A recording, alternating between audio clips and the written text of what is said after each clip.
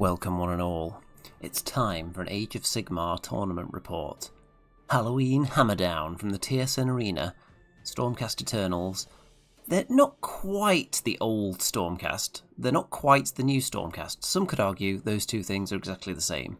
The new book is out now, the new points are out, the war scrolls are out. They weren't in use for this event, but that changes very little. I can't see much evidence that the units have changed in any way. All that we're really going to get, by the looks of it, are some new units and the Teleportarium Chamber of Doom.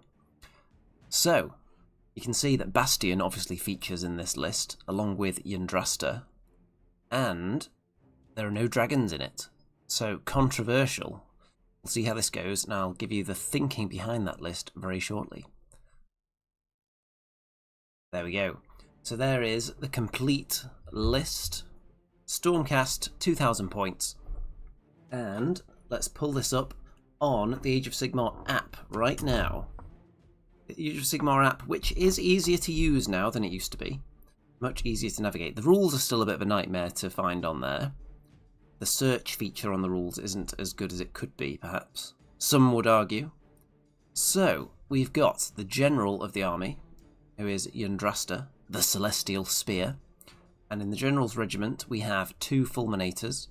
We have 5 Retributors, who are going to be phased out because they're not going to be long for this world in competitive play. They are going to disappear at some point, so they're filling the gap at the moment until I've got some other stuff painted that's going to pop in there instead to fill that position. We've got 6 Long Strikes, which are always in fashion, always extra spicy. We've got 5 Vanquishers, who are cheap, and that's what they have going for them. Then we've got Lord Commander Bastian Carthalos. And in Bastian's regiment, we have 3 Ether Wings, who have cheapness going for them as well. We have 3 Prosecutors, who have the ability to lightning strike, precision strike into the enemy lines and take out priority targets, potentially. And a Chariot. The Chariot, I don't rate it that highly at the moment because it is competing directly with, for example, the Prosecutors, so it's more survivable than they are. It's got more wounds, but not as useful all round, but it does have something going for it. It can do mortal wounds in a couple of different ways. Then we've got the Knight Incantor, who is also not long for this world and will be deleted at some point, so she'll probably mysteriously turn into a Knight Arcanum at some stage in my lists. And that's 3 drops. And it is the Vanguard wing, which means that I'm going to be able to teleport the Long Strikes in my movement phase. Other than that, on the Knight Incantor, who's the only non-named hero, the only one who can actually take any upgrades. So, she's going to have a heroic trait and an artifact of power, so she's got the Mirror Shield to stop her being shot, and Envoy of the Heavens. So there was a brief period where the points and the app had updated, but I didn't have my book yet. And that meant that there was a period there where I couldn't actually access all the rules on the go on my phone, which was annoying. So when I picked Envoy of the Heavens, I couldn't remember which one that was. And that is the one where if a unit is destroyed, a friendly Stormcast Eternals unit, then you can then pick a unit near to the hero and give them a 5+ ward for the turn. But I forgot what it did and forgot to use it until, I think, game 5 anyway. So we don't need to worry about that. The one I think I wanted may well have been Shock and Awe. So if you bring down a unit from the sky next to the hero, then you can put -1 to hit against them for the turn. Or that's for the rest of the battle round, actually. So that's really good, especially if you're going first. So I would have preferred to have that one, but never mind. So what's the thinking behind this list? Why no dragons? Well, I was finding that I was not having enough slots for units in the sky to begin with, because I wasn't taking enough units, and I wasn't able to score objectives that well because I didn't have enough units. So more units, there's 10 of them, so 5 in the sky in each game, and who's competing for that spot in the sky? Well, Yndrasta and the Prosecutors have a 3 dice charge, so when they drop out the sky, there's a very good chance they'll connect with something, so probably a couple of spots for them. The Long Strikes, potentially. If there's enemy shooting, then they don't want to be shot at before they get to shoot. And with 3 drops, the enemy are often going to be choosing whether to go first or not. So they're probably going to be up there quite a bit. The Retributors are so slow, unless there's a really good place that they want to sit, in the deployment area, then they're almost certainly going to go in the sky, because they only move 4 inches. So painfully slow, so you don't want them walking anyway, you just want them dropping in, charging something, killing it, and then staying in that spot for the rest of the game, ideally. Who else wants to go in the sky? Probably Bastian. He's in a similar boat to the Retributors, actually, because he's also quite slow, and he doesn't want to be walking slowly towards the enemy. And if he comes down from the sky, theoretically he can come down, for example, near the long strikes and give them free all-out attacks as well. So that's the thinking behind the list. The Ether Wings, good for scoring points. Chariot and the Ether Wings are a good combo potentially for taking the flanks early in the game if they deploy wide. They're both fast. So that's going to be a plan for those two, who are often going to be deployed on the table. The Knight Incantor will usually be on the table, because I want to be able to do spells and unbinds immediately, and the Vanquishers are there to fill up the numbers. So they're very likely going to be on the table as well. If you're building an optimal Stormcast list, I don't think Fulminators get in there anymore. I don't think they're quite good enough for the cost, sadly. I think if you're building just a pure fighting list, you may well take out the Vanquishers and the Ether Wings and combine those points to get a better unit. What could you get for, 190 points? You could get some Annihilators, perhaps. Would they be better? You could also just take more Prosecutors. There's quite a lot you could take, actually. The Retributors are only at 180, and they're fairly good for that price.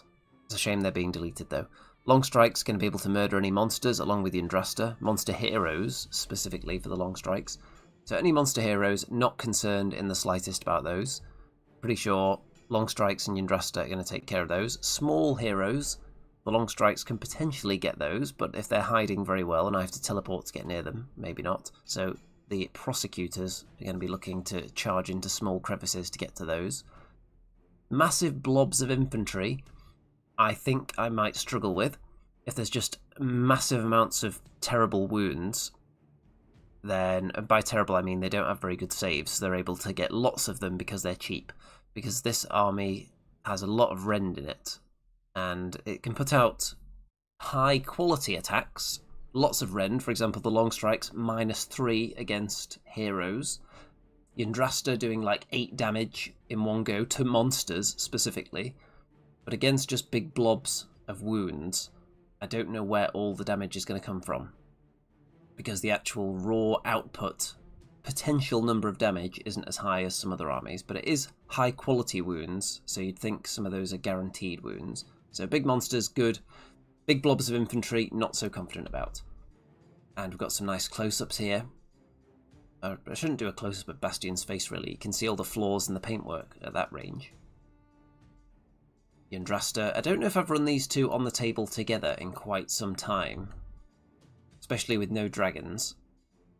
This thing holds up quite well, actually, under the close inspection of the camera. The old chariot. Long Strikes, and the bird on his shoulder.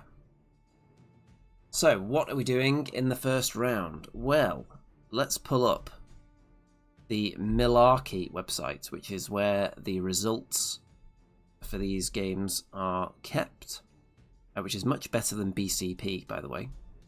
So hopefully other game systems will pop up on here as well. So, round 1 is shifting objectives, and I can see all these things on the website, which is very handy. I can see all the scores, I can see which battle tactics people did in which turns. So, let's go to this game right here and have a look at my opponent's list. So, it is Seraphon of the Sunclaw Starhost. And what do we have in there? Let's have a look. So, we've got a Slann Starmaster, and the Slann is only 280 points. That sounds cheap for a Slann. Then we've got a Bastillodon, who's on the other side of the temple there. There are... Let's see, who's in the Slann's regiment? Because the Slann is the general. There's the Agrodon Lancers, which I think is this reinforced unit here. The Saurus Cavalry. Very nice paintwork on these, by the way. There is a unit of reinforced Saurus Guard. So, I don't know where these heads are from. So, they're not the regular Temple Guard models, I don't think. But very, very nice. there's a reinforced unit of Croxigor. So these are some big significant units. 440 points for them, 440 points for the Agrodon Lancers. Then there's a Skink Starseer, who is a Beastmaster, and who are these guys? So, off the table, there are 2 units of Hunters of Huan Chi, I don't know how to pronounce that exactly, with Starstone Bowlers, and obviously the Morbid Conjuration Purple Sun. So as usual, I've taken the same, but I only have the Purple Sun painted, so that's the only one I've got. I'm not too crazy about endless spells. I don't think they really make the game any more interesting, so I'm not too wild about painting more of them to get more endless spells. I was kind of hoping that they'd make them worse and they'd drop out of fashion, but it seems that's not going to happen, so I will have to paint some more. And of course the faction terrain, which is right in the middle there, if we go back to the wide shot. So faction terrain can splat out mortal wounds from terrain features. Some of them aren't going to be in range though, so I can't remember if these 2 are in range. We'll find out in a minute. And on the table I've got my Fulminators, the Ether Wings ready to hop off to the flank so that they can look to score, take the flanks at some point. The Vanquishers and the Chariot out on this side. Just the Knight Incanter on her own in the middle. Everything else off the table. I don't want things on the table yet because I don't want to be charged and I don't want to be spelled. So the units that I don't want to get hit with anything, like Prosecutors, only 6 wounds in the unit. So you really don't want them taking any damage. The Long Strikes, every time they take any casualties, they suffer significantly from that in terms of their damage output, so you don't want them getting shot. Retributors, too slow. Yndrasta, you want the 3 dice charge down from the sky there. And Bastian, very slow. So let's dive in, and the Lizards are going to choose to go first in this game and pick take the flanks as the battle tactic. So you're very likely, well, first of all you see the Bastillodon steam into the middle of the table to grab the middle objective, and with shifting objectives one of the 3 becomes the primary objective based on a dice roll. So this one became the primary, so the Bastillodon is on that very rapidly. The Croxigor are going out to the flank to score. Attempt at a cinematic shot here. For some reason it's really focused on this guy's back. And then the Agrodons go over to the other flank. So scoring a battle tactic and holding the centre objective there. So 8 points for the round. In my first turn I go for take the flanks as well because I already had it set up. So that's what I'm going to do. Yes. Or is that the case at all? Do I not do that actually? Have I gone for an attack on 2 fronts in fact? Let's find out. So, Prosecutors drop down behind the enemy, and you'll see that some of these Agrodons are dead that have been shot by my long strikes. The Retributors came down here as well. Retributors, if objectives have a chance of disappearing, you don't want to bring them down too early because they'll get stuck where they can't reach anything else. So, because this objective is always going to be worth something throughout the game, I'm not too concerned about them being on this flank. But obviously you can see they didn't make their charge when they came down, but I did shoot off half the unit anyway. Yndrasta and Bastian steamed into the Bastillodon, and that's just got destroyed. Yndrasta, you would think that she's the one that's going to do all the damage, but I think Bastian actually finished it off. So there's a big monster dead. Got the Fulminators down as well. Just popped onto the objective. So I think I chose to take the 2 objectives and at least one of them off the enemy, perhaps. Let's see. Yeah, I can't remember if I did that one or take the flanks, because obviously I've got the Ether Wings set up there. But I could do that in the next turn as well, with the Ether Wings, so maybe I've just got them set up for next time.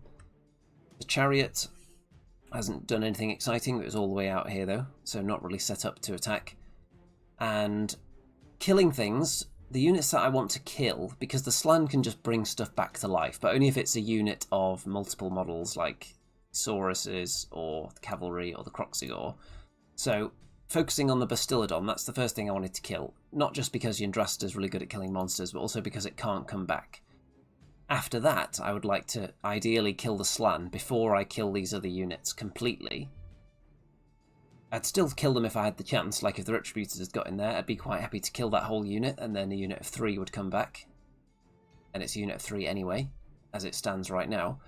But I've got time to kill the Slann. I don't want extra Kroxigor coming back, ideally. Because 3 of those is a significant threat still. So we want to get rid of the Slann next. The long strikes I feel like are pretty safe here. I don't think the enemy will want to get too close to this wall of Retributors, especially when there's going to be some covering fire from the long strikes as well. And then I'll be able to teleport them into a position where they can hit the Slann next. So, into the enemy turn, and what was the battle tactic that was chosen there? Did I even take a picture of it? Let's see. So, turn 2. And there we go, attack on 2 fronts. So take 2 objectives, at least one has to be taken from me. This one becomes the primary now, so this is out on the right with the Fulminators on it, so I don't like their chances, but I also don't feel too attached to just 2 of them. It doesn't feel like they're going to have enough of an impact on the game, sadly, with just 2. There's only 10 wounds in the unit nowadays.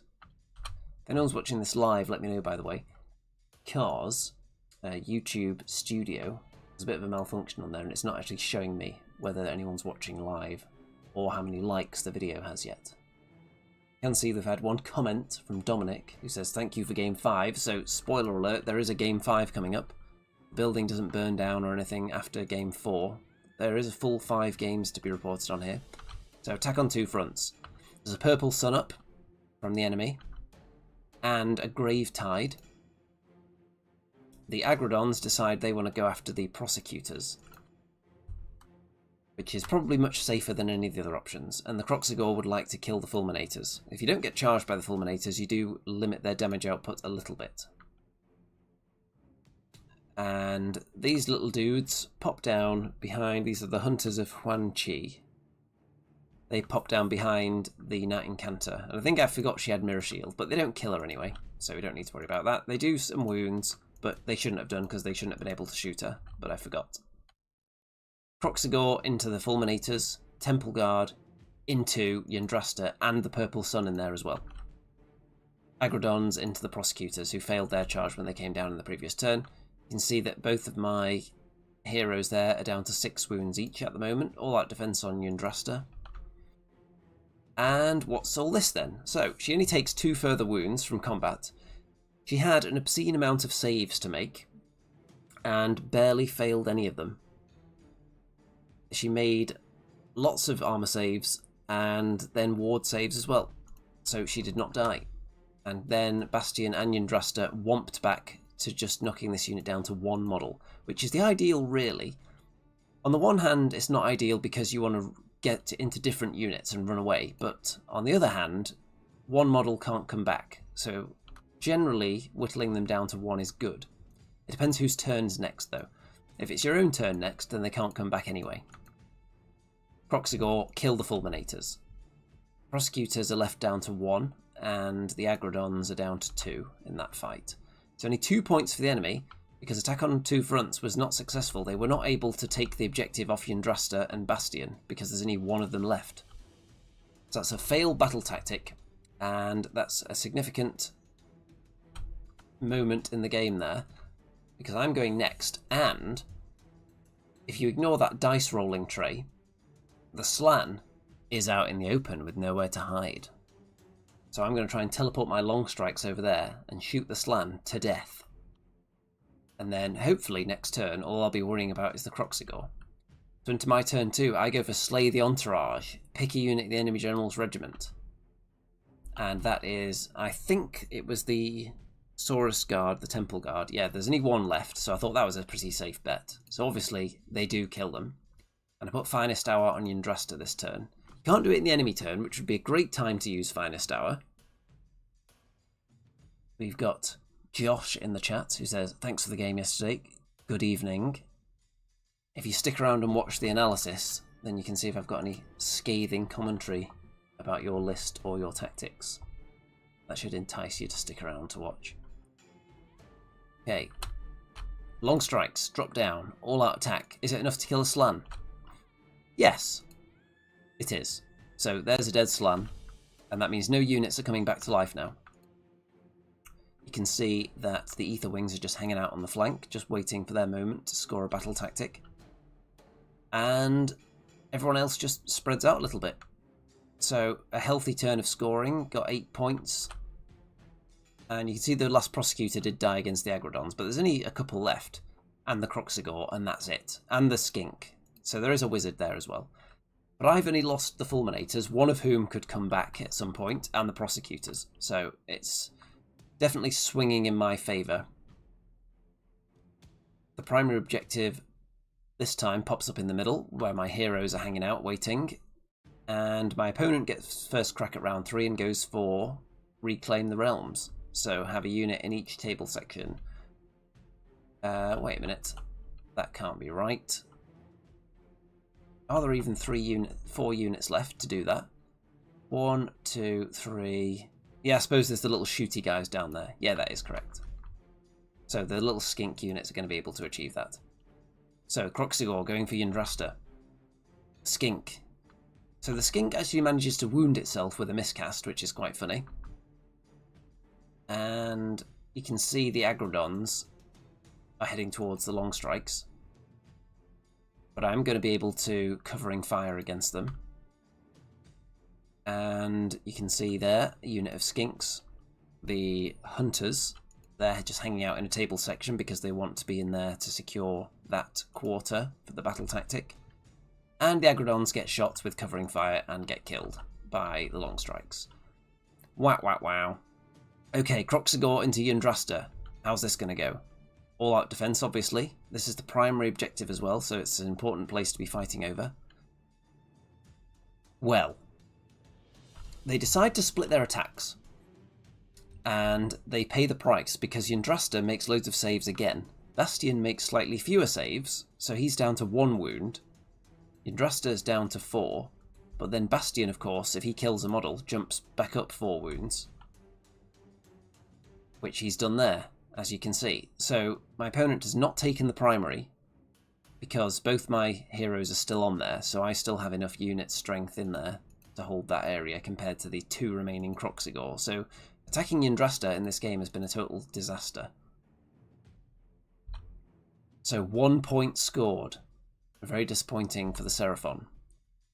And in my turn, I go for Reclaim the Realms. It's a good time to do it. There's not many enemies around, and I've got a good spread of my units around the table. So we've got Long Strikes, we've got Ether Wings, we've got Retributors in this table section, we've got the Vanquishers there, and the Chariot steams in, joins in the combat, and murders the Croxigor.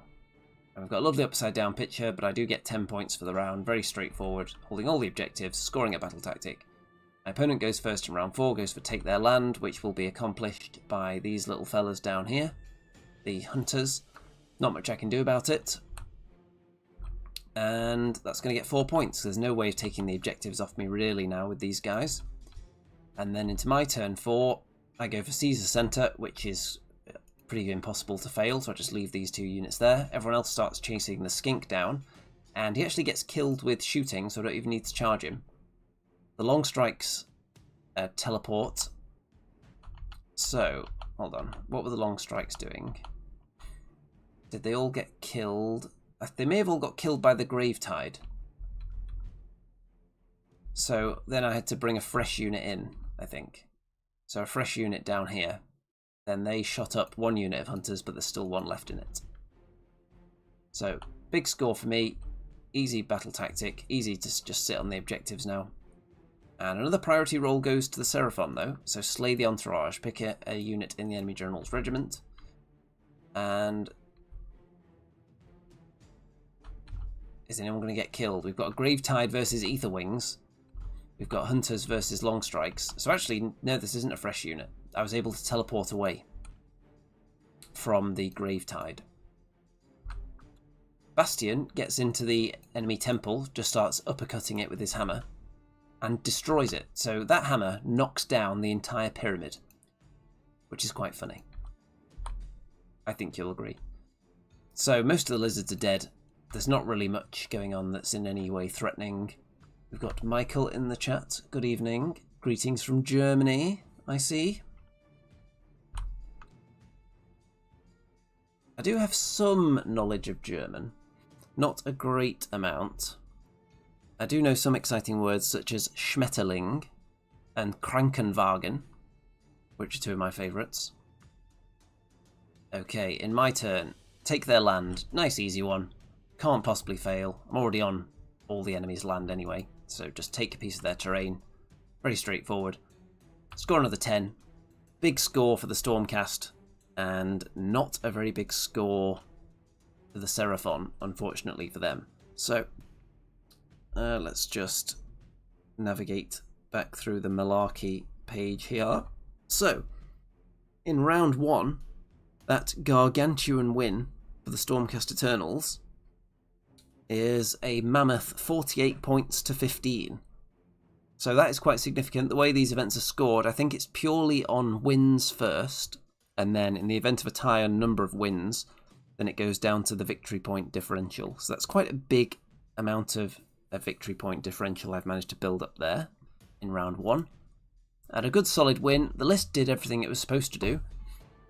Killed a monster, shot off a hero with the long strikes, everything doing its job, shooting off the sland before it got a chance to bring any units back to life, so that part of the strategy worked. Lots of units kamikazing into Yndrasta and Bastian definitely helped, but it wasn't so much the fact that that was a terrible idea. I think it was the fact that Yndrasta kept making so many saves, and then the Kroxigor, I think instead of splitting their attacks, they probably should have just thought, we've seen what's happened to 2 other units against this double character combo, so we should probably just focus and bring down one of them, because one Bastian isn't going to kill 6 Kroxigor on his own, and you're certainly going to take the objective off me, which was the primary at the time as well. So I think that would be the only thing that Seraphon would look back at and say, definitely shouldn't have done that. Everything else, attacking Yndrasta with the Temple Guard, no issues there. She well could have died to that if she hadn't rolled her saves very well. The only issue with that, though, is that they moved away from the Slan, so the Slan didn't have a ward save anymore, or didn't have as good a ward save, so when I was able to shoot him with the long strikes, he was then murdered horribly. So just very smooth for the Stormcast, and this list that I was up against there, I think that's kind of what my list is more suited for. Not massed amounts of bodies, not massive amounts of unit strength on objectives that I can't chew through. And it's difficult to rally back any of the units apart from the Temple Guard. So, like the Agrodons and the Kroxigor, it's difficult to rally those models back. So shooting into them feels like it's actually going to do something, and then they don't just come straight back again, generally. So those are the kind of units I think I'm better off against, rather than like 1 or 2 wound models where you kill a load of them and then a load of them reappear, especially if it's an army that can just bring more of them back for the lols, as the kids might say. So into the next round, and it is close to the chest. So in this one, you do have primary objectives again, but you select a primary objective in the enemy turn. So if you're in the red territory, then you have to pick one of the 4 objectives that's on or touching your territory there, and that becomes the primary for the opposing turn. And if you become the underdog, then on a 5+, you can make your opponent pick a different objective to be the primary, which isn't a hugely strong bonus. It's only going to work 1 in 3 times. So, like the bonus on one of the other missions where you can just delete an objective off the table, that's very powerful. This isn't particularly powerful.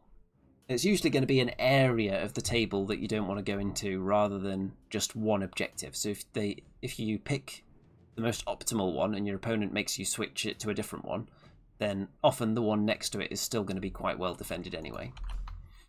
So let's have a look what we're up against here. It is the filthy, disgusting Lumineth Realm Lords.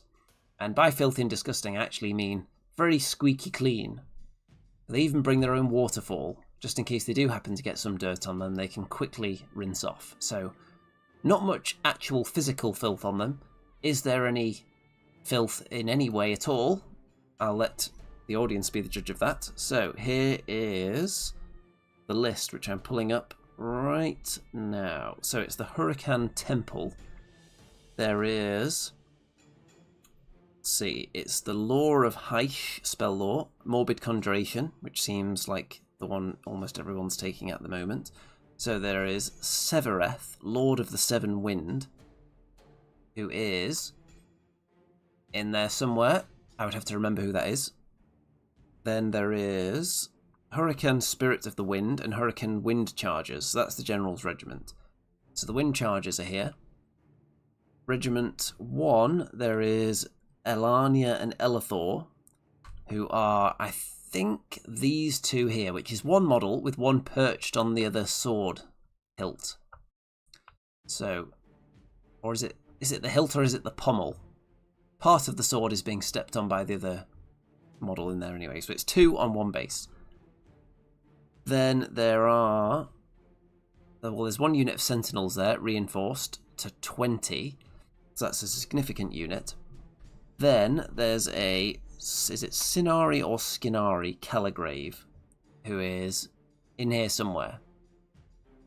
Then there is 2 units of 10 Venari Wardens. So those are the ones with the very long spiky spears that aren't even positioned. I was saying this to my opponent actually, not positioned in such a way so that they'd be useful in a kind of home alone, home invasion situation where you need to hastily erect traps around the windows in your home. You couldn't even put them under there because they're not pointing upwards.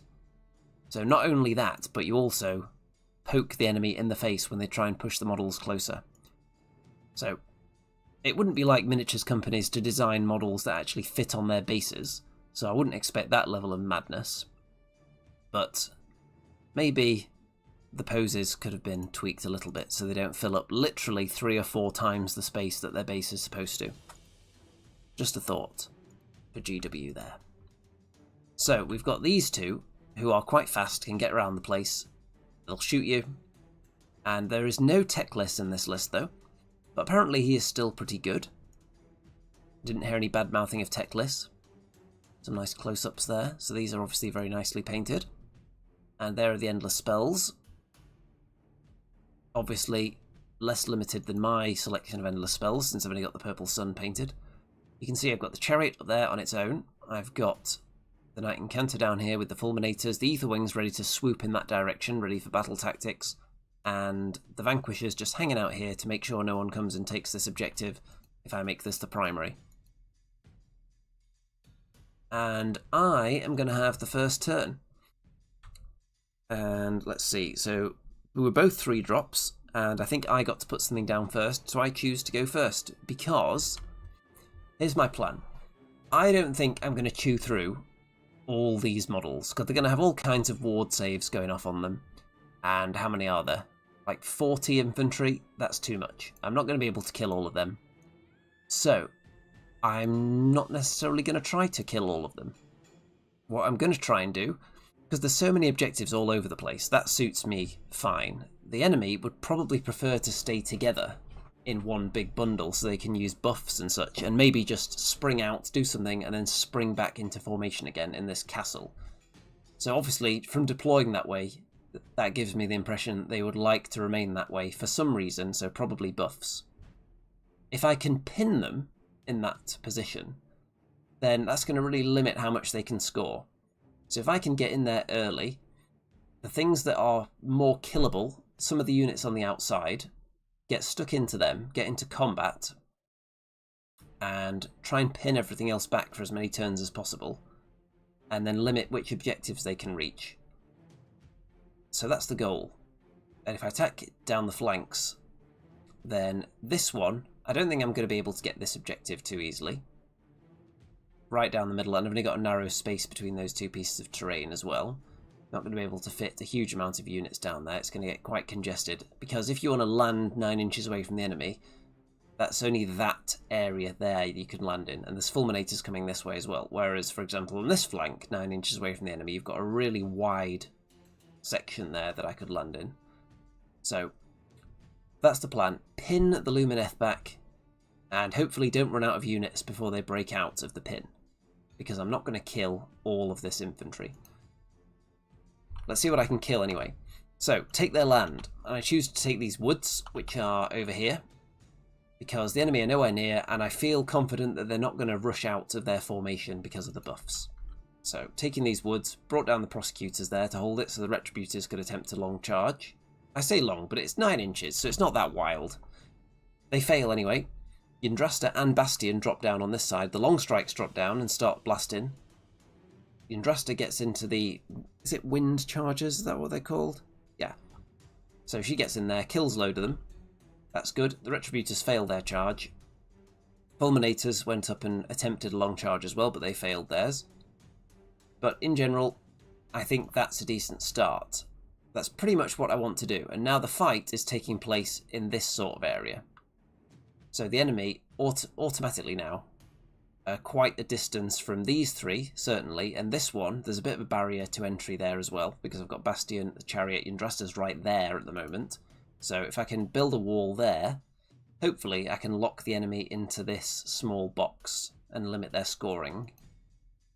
So 8 points, because I'm not able to get the primary objective, which my opponent makes this one here, because I'm obviously not going to take that right now. So if anyone other than Yndrasta had made their charge in this turn, that would have been amazing. If Bastian had got in, I feel confident that he would have been able to finish off that unit. Retributors, it's less obvious because there's a chance that when you charge into these long spear dudes that they just get to strike first anyway. It's not guaranteed though, there is a dice roll attached to it. So, on we go. Turn 1 for the filthy, filthy Lumineth. Slay the Entourage, pick a unit in the enemy general's regiment. So they want to kill Yndrasta, which isn't very friendly. So, yeah, they just kill Yndrasta. So loads of shooting, and she's dead. On the other side, the shooting manages to deal with one of the Retributors and wound another one. I actually feel like the Retributors are really good value. There's 180 points. Got 5 of them, with 3 wounds each. That's a pretty solid amount of wounds for those points. And attacking, the one thing that lets them down is the number of attacks a little bit, but they can do mortal wounds in combat though. So, defensively, I think they're pretty good for that price point. More wounds than, let's say, Annihilators that are around about the same level but way less wounds. So my opponent only scores 6 points in that turn for slaying the Entourage, for holding an objective, and for holding a second objective, but not holding the... Hold on. Do you get 1 for 1 objective, 1 for 2 objectives, and then 2 for the primary? That sounds wrong, that wouldn't be enough. Anyway, so only 6 points, so I am in the lead. And if I get the next turn, what's going to happen here? Well, Bastian and the Chariots are going to get stuck in there, finish off the wind charges. And... oh, by the way, you might notice that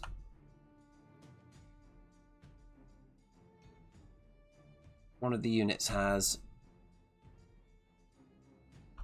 wandered off. So, this unit here, they're gone. The Wardens are dead. How do we feel about that? I feel pretty good about that. It's in the enemy turn. They just got shot to death. And then, in my turn, long strikes. They've done their job on that side. I get the first crack at round 2 now. Reclaim the realms. Long strikes teleport over to the left-hand side so they can join in fighting this unit. Retributors steam in there with Finest Hour on them. But you can see it didn't go that well, despite Finest Hour, because the enemy were able to hit me first. The Shackles, which are here, are limiting Bastian in his advance, but the Chariot does get in there, and I am able to finish off the wind charges. So we've got rid of 1 unit of Wardens, got rid of the wind charges. This unit's locked in combat. All the heroes are still at the back.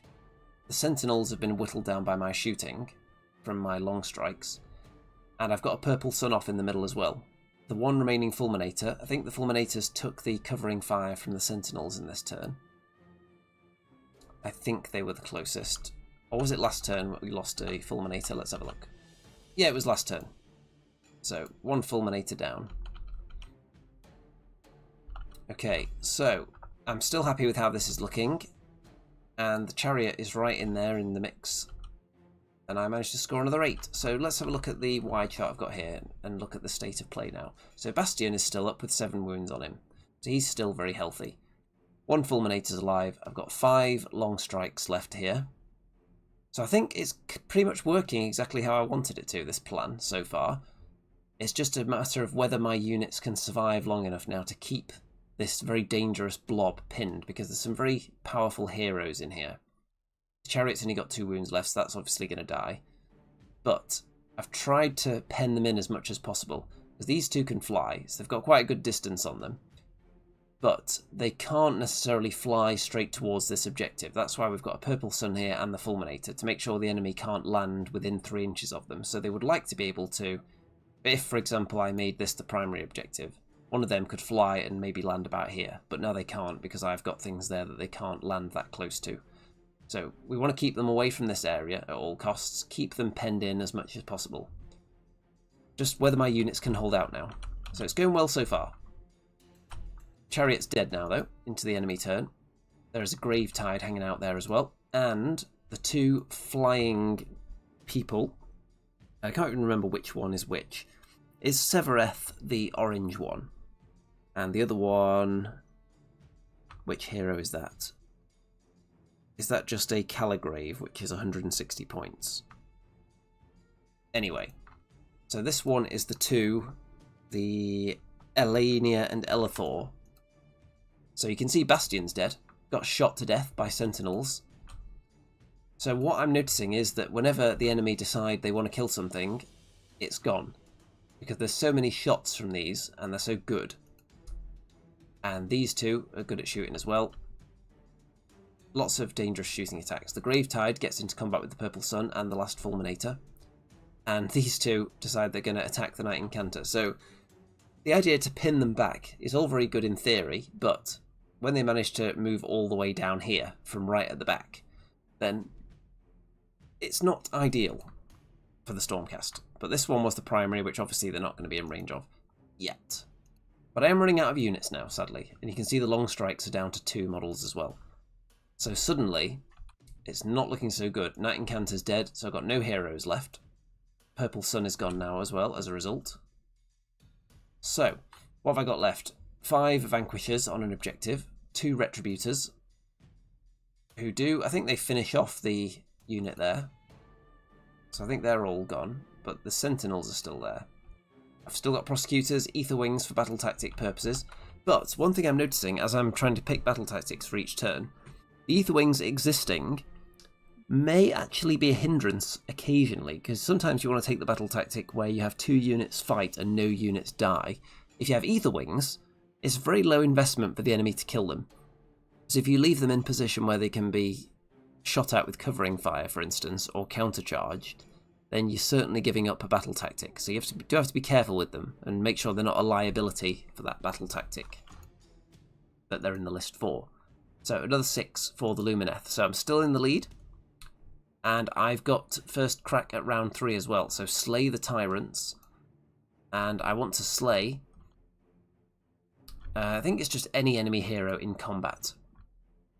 Now I don't know whether it's likely that I can actually accomplish that this turn. But I'm also running out, I think, of good ideas for battle tactics at the moment. So you can see that the other Fulminator tried to flee away from the Gravetide. The plan was that I want to be able to bring a unit back over here to set up, take the flanks in the next turn. I think that was the plan behind it. So the Fulminator had to run away. The problem is, if the Fulminator runs away, it probably dies because it only had 2 or 3 wounds left, I think, breaking away from the Gravetide. So I thought, okay, I'll run away, and if I die, I'll then use a command point to bring one back somewhere else, ready for next turn. So that's what that's all about. Retributors and the Prosecutors onto this objective, long strikes getting up there. So I only managed to score 4, because I can't slay the Tyrant. I do not hold the primary objective, and I do not hold more than the enemy, because I hold 1, 2, 3. I don't know if I still hold this one. Bastian was technically there, so I don't remember if that one's mine or not. But I only score 4 points anyway. So, into the enemy turn. And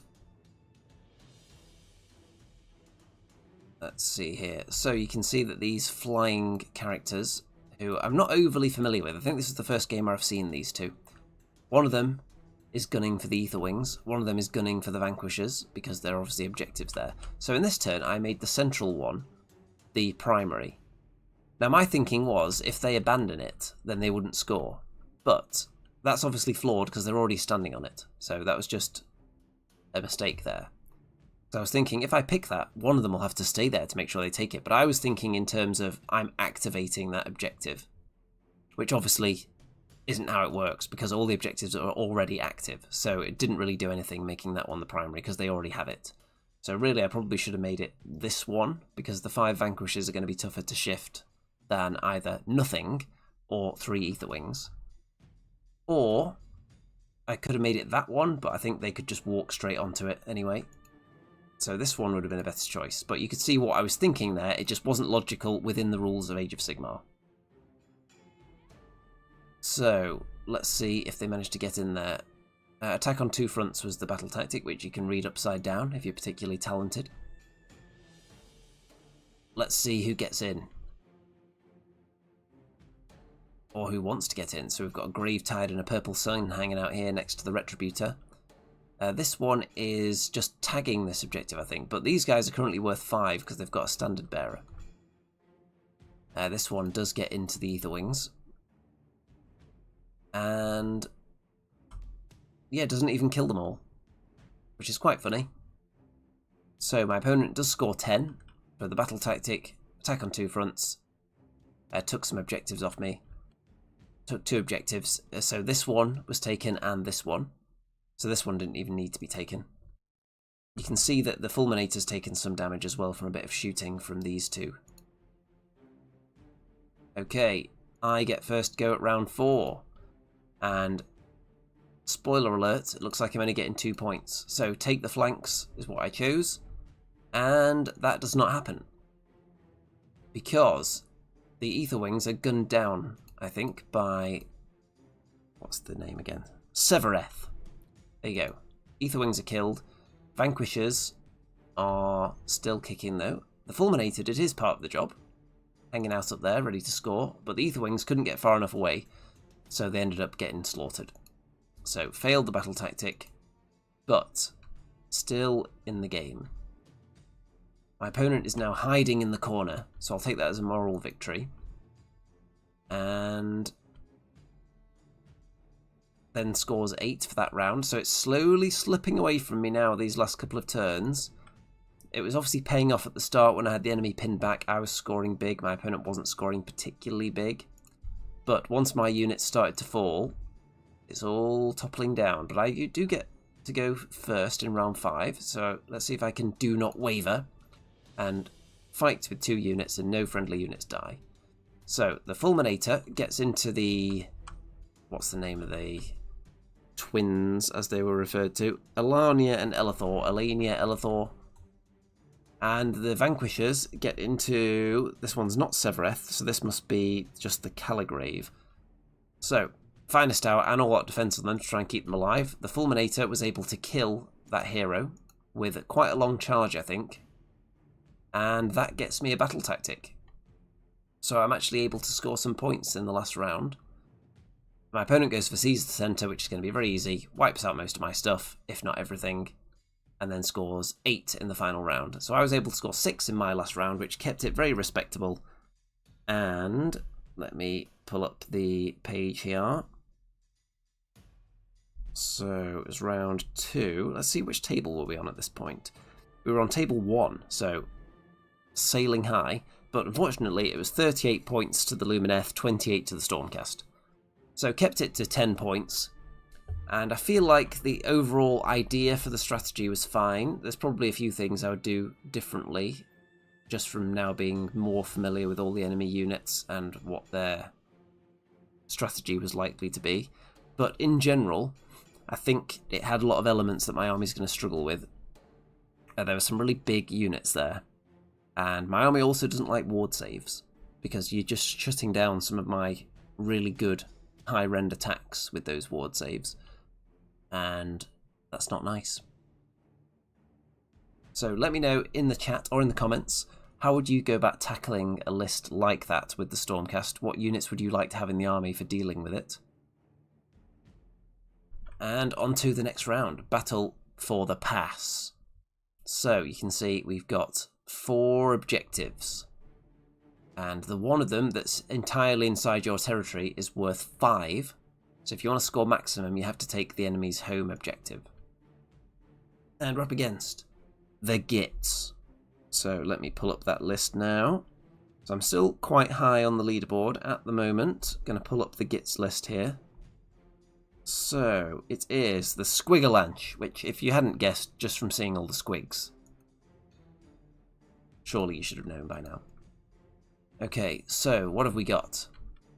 We've got Kragnos, the Cragmeister himself with his tiny little face. We've got a load of squigs. So there is a reinforced unit of Boingrot Bounders. And there is a Squig Rabble. There's a Rabble Rouser who is in there somewhere. I'm not sure which one that is. And also, this is the General's Regiment, by the way. There's Scragrot, the Loon King, who is possibly that one. Boingrot Bounders, a Rabble Rouser, and 2 Squig Herds, which are these 2 here. Then, Regiment 1 is Kragnos. You would think Kragnos would have to be the General, wouldn't you? Surely. Isn't that his whole thing, the fact that he's leading the forces of destruction? Kind of like Bastian not being the leader of Stormcast armies, I suppose. Very weird. So, Kragnos has Boingrot Bounders ×2, both reinforced, one there and one there. And reinforced, just standard Gobblepalooza, which is like a little wizard specialist regiment there. Specialist units hanging out. Then there's obviously the Loon Shrine. So the Loon Shrine, that's how you get units back to life. So as soon as I hear that, I'm thinking, how can I delete that? Because there's no point killing off 1 million squigs if 500,000 squigs are then going to come back quite easily. So, Kragnos, I think, is in big trouble against my list. I think he's certainly going to die as soon as I get the chance to attack him, because he has less than 20 wounds. He doesn't have a particularly good ward save. He's not going to have much of an armor save at all against Long Strikes or Yndrasta. And I think he's just going to be absolutely obliterated in this game. So that's my first thought. I'm going to kill Kragnos straight away, shut down the 3d6 charge bubble for everybody, and also get rid of his murder potential as well. And then try and figure out how I'm going to get rid of these squigs, because on the map, if we look at the wide shot, that's a lot of bodies, and there's only 4 objectives. My opponent doesn't need to hold all of them to win the game. He'd probably get away with only holding the 3 and never going near my home objective. Because if you hold both of those and you get a battle tactic each turn and you keep your home objective, you'd score 9 in each turn. And if I'm unable to hold the objectives here, that's going to limit how much scoring I can do. So in order to shift all the squigs off the table, ideally I need to kill the Loon Shrine first as well. So I'm going to have to try and focus in. But obviously Kragnos is the big threat. He gives everyone a much longer charge threat, and he's just a kill beast to begin with. So if I don't deal with him, he stomps through the army, so I have to kill him. That's my goal. So it's the same units off the table as the other games so far. Fulminators starting on the table with the Chariot, the Vanquishers, the Knight Incanter, and the Ether Wings. So, there are some nice orky endless spells. I say orky, but greeny, goblin-y. So my opponent chooses to go first and goes for Seize the Centre, which is going to be easy because Kragnos and the Squigs just want to walk towards you and kill you. So the old Cragmeister's getting right across there. You can see that I've got my Chariot positioned there. So for this game, this is the only game where we do this, but my opponent pointed out, actually, if you look at the card for the terrain, it says these forests are actually supposed to be unstable, which I believe technically means you're not supposed to be able to stand on them. So I thought, okay, it's fine, let's play it that way. But then after that, none of my opponents after this game said that it should be played that way because it's just too much hassle. So you might as well just let people walk on it. Otherwise, it's a lot of the table that's locked off from stepping on. So I would say, even though it says forests are unstable, you might as well just let people walk on them. And Kragnos makes his charge into the Chariot. So the reason the Chariot's here is because it's off the objective, so Kragnos can't just get on there and kill something and then steal the objective off me. So it's kind of dangling off the edge of the objective. So if he does get in, he's only going to kill a chariot, which I can live with, because that puts him away from the protective shroud of the squigs as well. So then I can drop down lots of units around him, charge in, and kick his butt or shoot him to death. So the chariot is destroyed, but Kragnos is almost certainly going to die. I don't see how he can survive facing off 6 long strikes, Yndrasta, Bastian, Retributors. It's going to be a bad time for the big fella. 9 points for the Squigalanche. Onto my turn. Reclaim the realms. So, normally this is kind of a late game one, but I'm thinking there's so many strong enemy units with lots of models in them. I'm probably going to be stuck in fights with them for quite some time once I get in there. So there might not be a good time actually to be inside all the table sections away from the enemy. Now is going to be a good time because I'm still getting in position and I'm going to be dropping down multiple units to kill Kragnos, so they're certainly going to be able to score. And I can put prosecutors up there and not worry about being countercharged. I can bring the ether wings down here and not worry about a really long countercharge. I think now is just a good time for it, because after that, the prosecutors will want to get into combat. Everyone else will want to move up and start trying to whittle down the squigs, and I won't want to have to worry about being in a particular table quarter, not touching the enemy.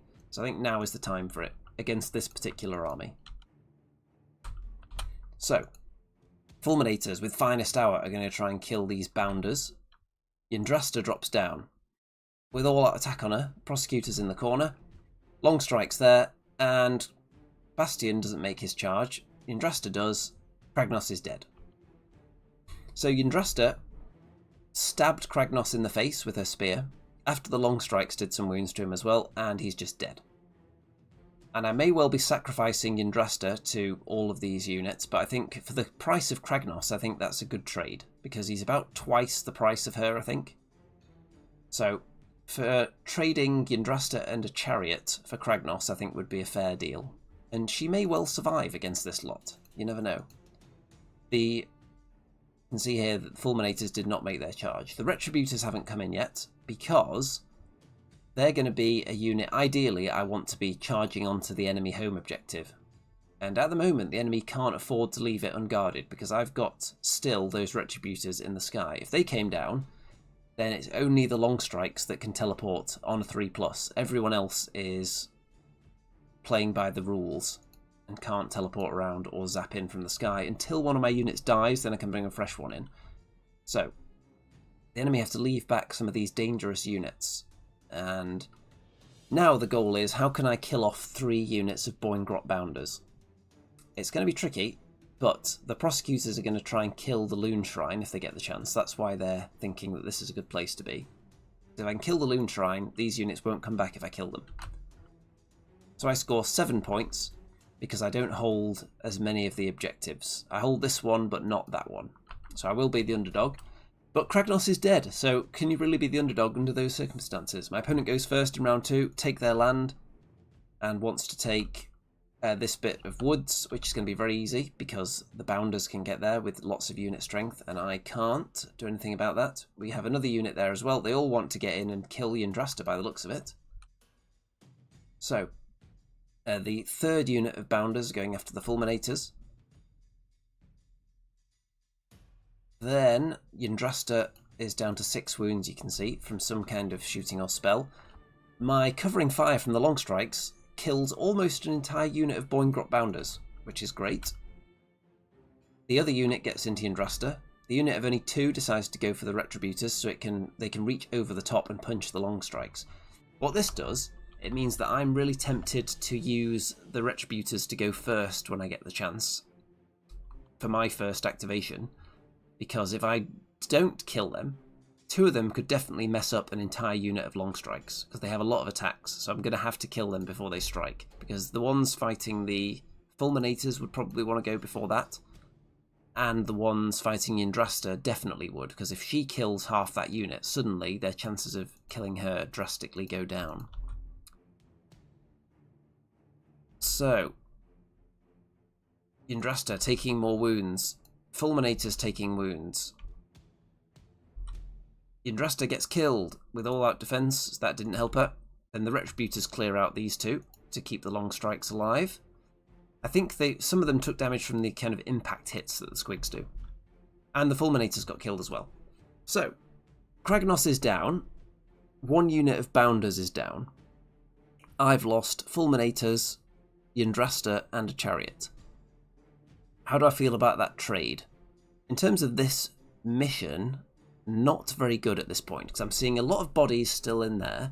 Some of them can still come back, because the Loon Shrine is still up.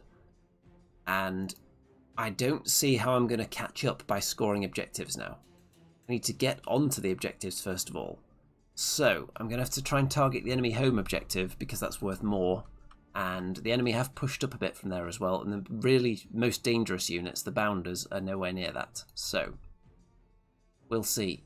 9 points for the enemy again. I go for take the flanks this turn, which I've been setting up. So I've got my Vanquishers over there to do that. And I've also got the Ether Wings that can just move off down to this corner. The Prosecutors get into the Loon Shrine, and I've put Finest Hour on them, so they're more likely to actually kill it.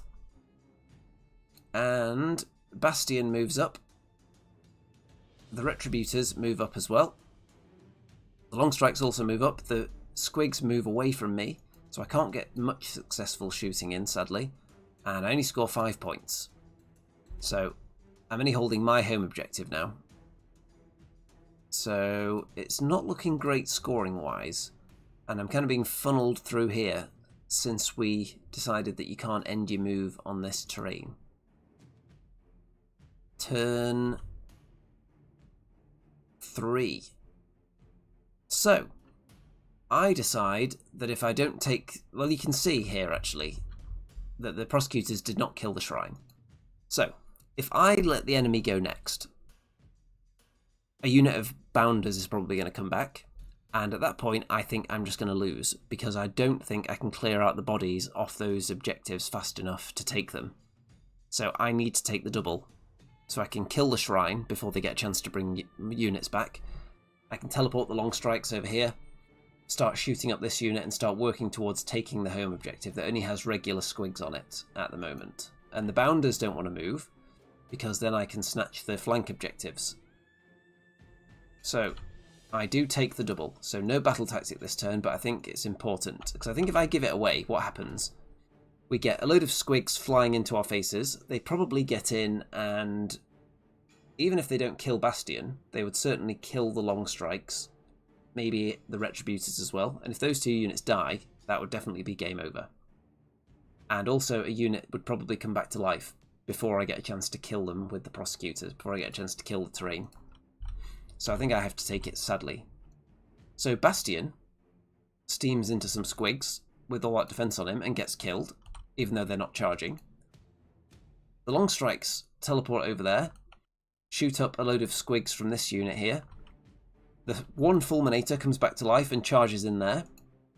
I was thinking that maybe that would be enough to kill a few of them, but that Fulminator actually didn't do much, sadly. I wanted to shoot this unit, because if I shot up this unit too much, the Fulminator was going to fail its charge. So I put most of the shots into this unit here. Some of them can come back because they do have the handlers. But the way that they do come back was played incorrectly, which I'll tell you about in a minute as well. The Prosecutors again failed to kill the Loon Shrine, so they're just failing horribly. I think it's still got quite a few wounds left. They're just not doing very well there, sadly. So I'm not confident at all in the scoring now. Okay, then I only score 1 point, so I think it's definitely game over at this stage, because I'm not going to be able to claw it back against these big units now, but I can still keep it close, so that's the goal now. So I'll explain about these squigs and them coming back to life as well in a moment. So round 3, my opponent is going for Slay the Entourage. So you can see this unit has loads of squigs back. Not particularly relevant because they're not actually in the fight at the moment, but the way it's written on the scroll is that for each of the squig are they called herders anymore? But for each of those, you can roll the dice. If you roll a 1, then they die. And if you don't roll a 1, then you get to bring back D3 squigs. But the way my opponent had read it was that for each squig that's dead, you get to roll a dice to see if D3 come back. So I thought that sounded obscenely powerful. Not necessarily powerful because they're not that great, the squigs, they're okay. But it just sounds wrong, the fact that you would be rolling probably more than there are in the unit. So you would pretty much max out the unit as soon as they take casualties and go back to max instantly, which I thought was really weird. So that's why I later checked on it to see the wording of it. But it doesn't greatly impact this game because this unit isn't actually involved at the moment. And this unit hadn't even taken much damage because the Fulminator failed most of its attacks last turn. So the Fulminator does get killed. There's a mushroom here now as well, which is going to detonate at some point. And you can see there's a fresh unit of Bounders, which can appear pretty close to you, actually, it turns out.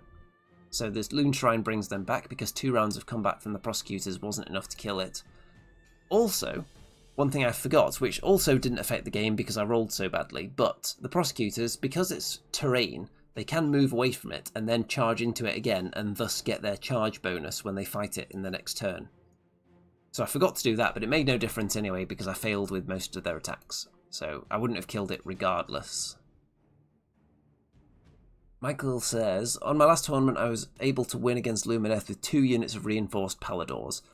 Well, something I was talking about today actually, I was telling someone that at some point I may decide that my Stormcast collection, just because I think the models look cool, maybe it's time, after like 24 or 25 tournaments, to actually think, you know what, maybe I should make lists that can win. And not necessarily can win, because obviously any list can win in theory, but lists that feel competitive. It's very rare with the Stormcast I've put out an army and during the games felt like, yeah, this is really strong and powerful. It hasn't particularly happened with my model collection very much. The only tournament I've actually won with Stormcast was a mixed doubles event, where you have a different teammate in each round, so there's obviously a weird random element to that. Other than that, I had a top table in a final round once at one event, and I think I ended up losing that game on like a 50-50 dice roll or something, or I think it was slightly in my favour in fact, but it went against me, so I ended up losing that game. So that was the only tournament I stood a chance of, the only singles tournament I could have won at the end. Other than that, I've never really felt that competitive with the Stormcast. I haven't been in a prime position to like strike and win an event. I've had good results before. There was one at Warhammer World where I won 4 games out of 5. But in general, it feels like a lot of the units that are strong are just things I don't have. And I haven't felt like investing in them because I've got so many units already. My entire army, I must have how many points? Because I've got both the big dragons. I've got massive units of most of the stuff. I've got loads of heroes. I must have like 4,000 or 5,000 points. But a lot of the units that people consider strong, I don't have. So, do I want to invest in more Stormcast? And I'm thinking that unless I'm just happy to be going to events and coming up against something like this and thinking, I don't have good answers to some of these units, rather than having to feel like that every time, maybe I have to actually invest more in the Stormcast to get more units. And apparently Paladors are supposed to be quite good at the moment. We'll see how it shakes out though, because the new rules, obviously we've got the new teleporting terrain piece, which is going to help. Some new units have popped up as well. The Prosecutors and Knight Azeros combo, or the new named Knight Azeros, seems to be something people are interested in as well. Let's have a look at the comments here. Riley says, I'm of the same opinion with my current Skaven list, which is why I'm painting up all these Rattling guns now. I'd like to feel at least like I tried to push it for a tourney. Yeah, like when I play Kings of War, and I take my Abyssal Dwarves, I feel like I have a chance to win an event. Regardless of how many players there are, how good they are, I think I can play the list well enough, and I've put a strong enough list together so I've got a chance against most opponents. And I feel confident that I'm going to win most of my games. If I go to a Dead Zone event, and I take my Plague, and I take Teratons, and Mortars, and the stuff that I think is really strong, I feel like I've got a good chance of winning, and I'm definitely going to win more games than I lose. Might win all my games. When I play Age of Sigmar with Stormcast, I don't really get that feeling. I usually look at my opponent's list and think, I may struggle here. occasionally when I see a list, like with this list I've got here, if I saw Kragnos and what other big monsters could you have alongside Kragnos? Maybe like a Sons of Behemat army. I'd look at that and think, I'm just going to steamroll that army. Because the long strikes are shooting at monster heroes for the whole game, and Yndrasta is doing double damage with her spear against monsters. I'm just going to be killing one of those every turn.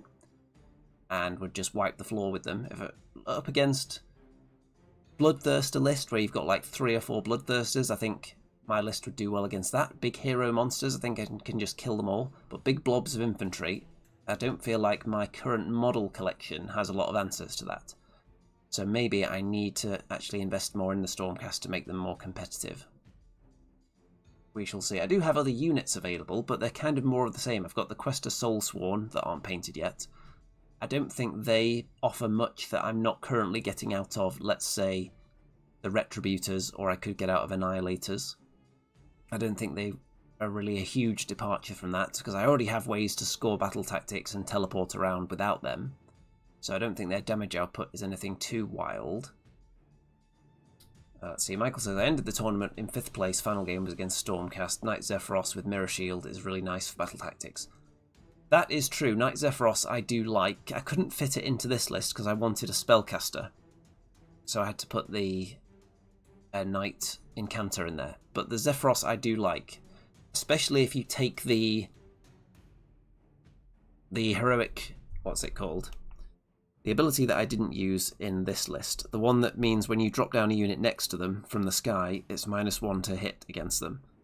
So putting that on a Knight Zephyros, because you can teleport wherever you want without a dice roll, so you can put it wherever you're going to drop units down, and then drop them in, and then get the bonus. So I do like the Knight Zephyros. It's not that expensive either. Got a comment. Unstable, stop standing higher than 2-inch parts. So in forest, no standing top of tree, but between trees, fair regarding game 3. Yes, I think that is how it works, but with these, I suppose you could say, some people are saying that this bit here, you shouldn't be walking on that, but the rest of it you can. But I think that's too complicated, personally. I think the terrain rules are still, after all these additions, a bit weird and a bit of a mess. And they could probably do a bit better with them. I like how they've tried this time, they've given you actual terrain maps, but I still think some of the rules are strange. And generally before each game we have to decide how we're going to treat each piece of terrain as well. So anything like this, we usually say you can walk on, these small flat ones. Anything that's filling up most of the base with a big blob, then usually, no, you can't walk on that. But if you can see through it, then okay, like true line of sight through some of it. Depends what type it is. Michael says, Vigilors are very strong because of marking enemies for the whole army. Yeah, that's one unit I do not have in my army, Vigilors. Visibly Riley says, terrain rules have been hard to adjust to after years of Kings of War. Yeah, even Kings of War has some weirdness with the terrain rules, actually. But they're definitely more straightforward than this. Old World also has some weirdness with the terrain. I think it's just something all games struggle with, it seems. When you have terrain features and they have certain rules applied to them, like, the things you have to figure out are when are you considered on the terrain? When do you get some benefit? Do you have to be entirely on it? Do you have to be more than half on it? How far can you see through it? How far can the enemy see through it? Can you both see each other if you're both in it? Can you see through it if nobody's touching it? Can you see if you're up to it and touching it? Do you have to have a toe on it to see over it? There's a lot of questions that you have to ask in the rules, and I don't feel like any game system has it 100% perfect. There's just a lot of mess. Okay, let's get on with this game then. So, where were we? Okay, not looking good against the Squigalanche. So we've got a load of squigs about to kill the long strikes. And at this point I'm thinking, was it a bad investment sending them over there? Obviously it was a risk that didn't pay off, because if they'd killed a load of squigs and then the Fulminator came in and killed the rest of the squigs, because they've only got 1 wound each, that unit. A Fulminator on its own can definitely dish out 10 damage. So could have killed the whole unit, taken the enemy home objective, scored 5 points, and I would have heavily crippled this unit with my long strikes as well. So if that worked, that would have been fine, but the Fulminator just did really badly. So with that hindsight, the long strikes maybe would have been better off here, protected by my other units, because now they're going to get munched. So we'll see if I've got any units left at the end of the next turn then. So with my covering fire, I do completely obliterate this unit down to just 2 models. So I'm going to have to be charged by the other unit instead now. So covering fire and long strikes, definitely too good, I think. I don't know whether covering fire needs to be 2 command points, because that would punish certain builds, because not every army can take a big, reinforced, scary, terrifying shooting unit like long strikes or sentinels. So what I would say, because what they did with long strikes in the last edition, when you could shoot in the hero phase, they stopped you being able to do it on a reinforced unit, which balanced it, because you could only fire with 3 instead of a unit of 6. So what if you wanted to use covering fire on a unit? What if it cost you 1 point, but if that unit is reinforced, it costs you 2 points? How about that? Are there any exceptions that would sneak through the net there that I wouldn't be caught by that rule being brought in? Is there anything that's not reinforced that just wipes things out on its own with covering fire at the moment? If there are any units, let me know. But it seems like the problem units are the reinforced ones. So if you charge double to shoot, I think people would still do it. But it's costing you those commands now, so it's going to make the whole army slightly weaker if you do choose to do it. So I think that would be a good change. Okay, we've got squigs about to fight. So this is the unit that were heavily whittled down and then brought back more probably than they should have done. But even if there were like 5 of them, they're still going to be enough to really hurt the long strikes. See, there's a cauldron bubbling away there with a big claw underneath it. Very nice. So long strikes get killed. Prosecutors are in combat with this unit of Boingrots that came back from the shrine. And the Aetherwings get killed. The prosecutors get killed. And we're down to this little bubble of troops here, and definitely going to lose. 5 points for the enemy, because I think they failed to slay the entourage, because they were trying to kill the Retributors, and I redeployed away from them, and they failed their charge, I think. But still get 5 points for holding the home objective and holding these 2. Together that's worth 5. So, in my turn we've got Vanquishers and Retributors splatting into the Boingrots, trying to kill them, and I go for Do Not Waver. 2 units fight, no units die. Everyone flying into combat, apart from the Knight Incantor. And mangle a load of squigs, so that goes alright. 7 points. Solid turn. Got a battle tactic. Got onto this objective. Hold my home objective. I'll take it. It's a step in the right direction. Then, I can go first in round 4. Because if I don't, what happens? These squigs get in, kill everybody, and I lose. So, my turn. That was my turn with the score there. Yeah, so a bit premature there. So turn 4 for the enemy. Attack on 2 fronts, take some objectives, some of which were mine. And that's going to be easy to do because they've got so many bodies. So everyone get ready to steam in and murder, including this big scary unit down there. Everybody moving in. All they have to do is just walk onto the objectives or charge my units and kill everybody. Bounders into the Knight Incantor. I think this is the... what's that called? Gobberpalooza, there you go. Everyone else going in here. Vanquishers getting whittled down. And 10 points, big score, turn 4 for the Squigalanche. Take the objectives off me, hold all the objectives. And I do go first in turn 5 though, as I prematurely stated. So slay the tyrants, kill an enemy hero in combat. And I don't think I'm going to be able to do it though, but it was worth a long shot. So I think that's the only one that was remotely possible. So I do get 4 points though. And yeah, so who was the hero I did actually kill? Was it this guy? Yeah, so I think it wasn't much of a long shot because there was just a hero right there I was able to punch with the Retributor hammers. So I couldn't score any objectives though. but I did get that. And then my opponent is then able to obviously score 1,000,000 points for Do Not Waver. And there you go. So the end of that round against the Squigalanche, I got 29 points, my opponent got 43. So it's another loss, but I'm keeping the scores down, and it's going okay. Next round, Scorched Earth. So the way this works, if you are the underdog, you can pick one objective, and in a territory that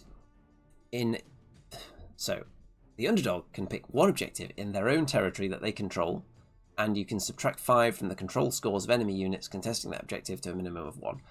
So I think that is a worthless underdog bonus, because there aren't a lot of times that you've got 2 units fighting it out who are actively contesting an objective, it seems. Usually, someone is on the objective because they killed the unit that was there. It's not often that you have 2 units that are in like a tug of war against each other, like a war of attrition, 2 massive units, and whittling down their control score would be a huge big deal. So I don't feel like that's much of a bonus. Other than that, normal scoring, 2 for 1, 2 for 2, 2 for more. 8 objectives. So that kind of suits my army very well, because I've got the ability to drop down, I've got the ability to teleport a unit, I can bring a unit back to life anywhere on the table, so I can get to the objectives quite well.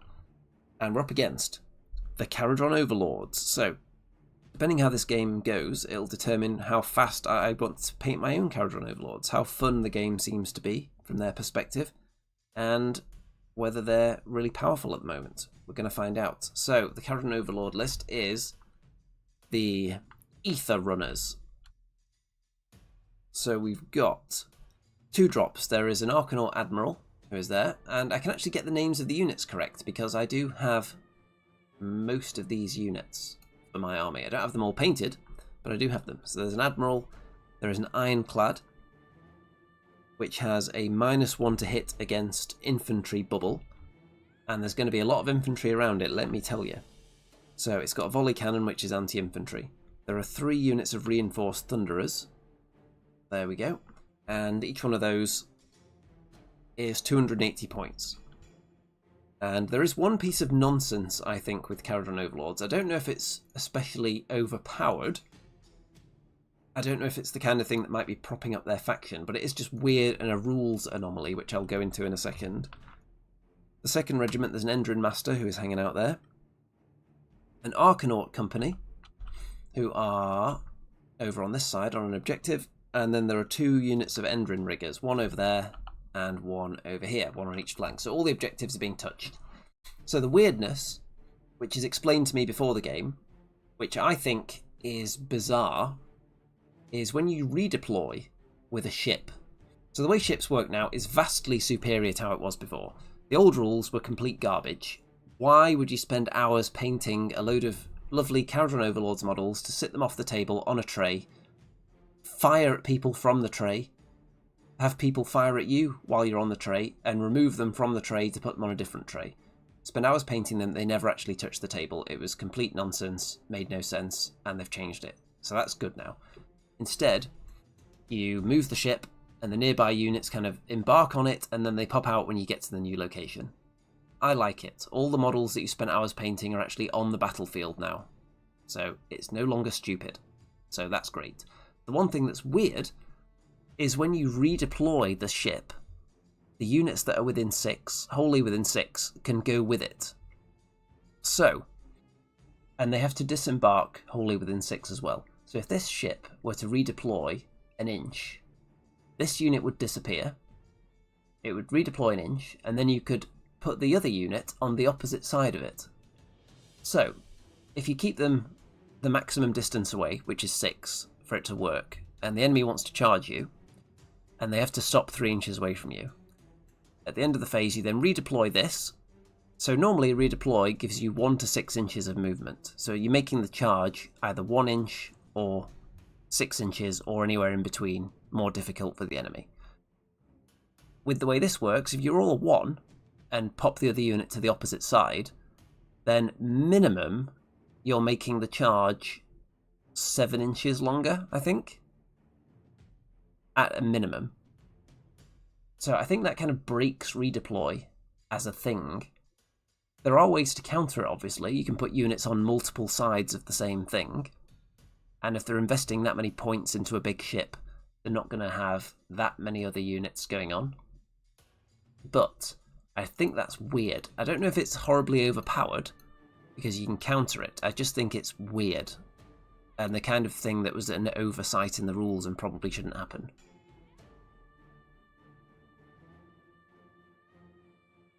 Anyway, let me know your thoughts on that. Because it's one of the things where I think, yeah, I'd like to play Caradron Overlords. They look really cool on the table. They're fun now. They're actually on the table and not on a tray. But they also have weird behaviour that I would feel weird about. It's just weird. Weird is the word.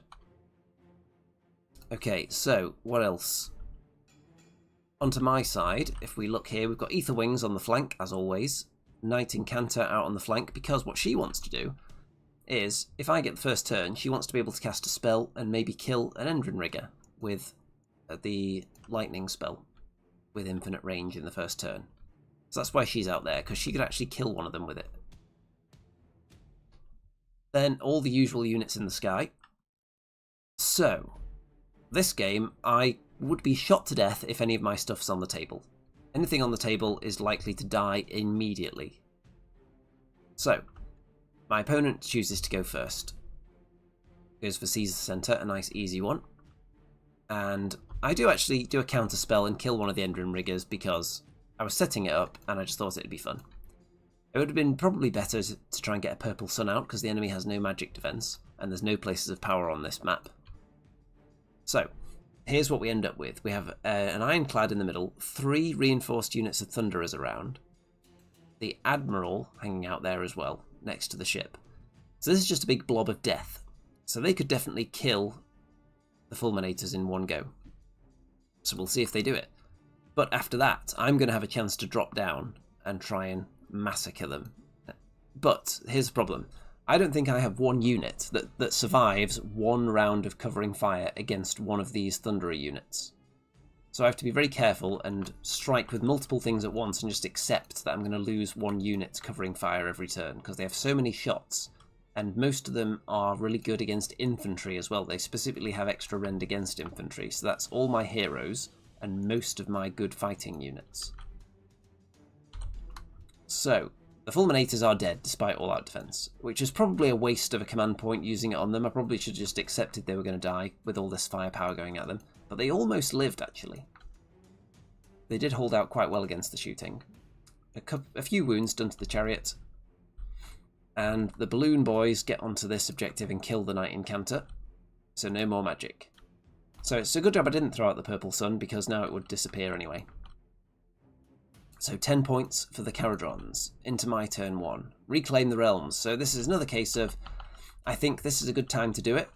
I don't know if I'm going to get chance later, because whatever I drop down is going to be rushing into this wall of guns and might not get out again. So I don't know when else I would be able to do this battle tactic. As it stands now, I've got some nice flank units I can attack on both sides. So that keeps me far away from the blob, so I can commit a couple of units to that. So here we go. Retributors. Chariot. So we killed the balloons. And the chariot actually finished off the balloon dude with a power through move and ended up on this objective. The Retributors killed the entire unit of Arcanauts. After starting 9 inches away, they made their charge, which is nice. Long strikes drop down. And I decide, you know what, I'm going to shoot that ship. Long strikes shooting a ship. If they shoot the infantry, I think they're all -1 to hit against it anyway. So -1 to hit against all the infantry. Let's just shoot the ship. It's only got like 20 wounds. But you can see I only do 4 wounds to it. Wow, wow, wow. So very, very poor round from the long strikes. Yndrasta was also going to charge into someone. Maybe the ship, which she could certainly kill with her profile. She failed her charge with 3 dice. A 9-inch charge. The prosecutors were going to charge the balloon boys. They redeployed to make it a bit harder, but they're still 3 dice. So they failed as well. And Bastian failed his charge as well. So, The only charges I made were over here on inconsequential units. So, what happens now? If I get the double, I think the ship gets deleted. I probably lose 1 unit to covering fire. I don't know who it would be. And then I think I kill a lot of this stuff and just win. If the enemy go next, Yndrasta, Bastian and the long strikes probably all die and I lose. So it's not that often you get a game that entirely hinges on a priority roll. But I feel like because I failed all my charges, whichever way the next turn goes, that person is just going to win. We've got a comment here from Dancer. I do like the idea of 2 CP for reinforced covering fire. Yeah, I think that would be an elegant way of fixing it without totally rewriting the rule. You're just adding an extra sentence. If you use this command on a unit that is reinforced, it will cost you an additional command point. I don't think that's too wild at all. I don't think that... Does it totally fix covering fire? I think it's still very good. But I think that's a fair price to pay for it under those circumstances then. And there may be 1 or 2 units like, for example, an ironclad that maybe would like to use covering fire that wouldn't have to suffer because it's not considered reinforced, but you're paying 500 points for that. So, we've got, oh, how are we going to pronounce this? Is that Rithler? Rithler? Hello, a bit late to the party. How far into the event are you here? This is round 4, so we've had 3 games already. This is against the mighty Caradron Overlords, and we're in a position where next turn probably decides the game. Got them encircled, failed all my charges, and didn't do much to the Ironclad. If I go next, I think I kill a lot of this. If the enemy go next, I think I get almost tabled. Let's find out who wins the roll-off. It's 10 points each. Here we go. It's the Caradron Overlords. Win the priority roll, slay the entourage. They want to slay Yndrasta. So they confidently spread out and think, yep, precisely what I said, which is they will probably be able to try and kill all of these units because there's not a lot of wounds in them. There's 8, and the long strikes have 12 wounds. So the Ironclad is positioned in such a way that it could theoretically shoot at whichever one doesn't get finished off by the Thunderers as well. But obviously Yndrasta's the priority because she's the battle tactic. And the turn priority, clearly a big deal in this situation. Now, it was slightly against me to actually go in my favour in the first place, because if you draw with the dice, if it's a tie, then it goes with the turn order, goes with the player who went first in the previous round, so you get to continue in the same order. So it was slightly against me, but the reason we ended up in that situation that's slightly worse than 50-50 in the first place is because everyone failed their charges. So I wasn't into combat and I'd barely killed anything. Anything important anyway, which is this big bubble. Because if the ship dies, everyone else is really slow suddenly. With the ship, suddenly they can move really far by getting into the ship, moving, popping out again on the other side. Really big movement threat range for the Thunderers in the ship. So Yndrasta gets gunned down. Aetherwings do not get gunned down, which is funny. The long strikes get killed. Bastian gets killed. Aetherwings get charged and die.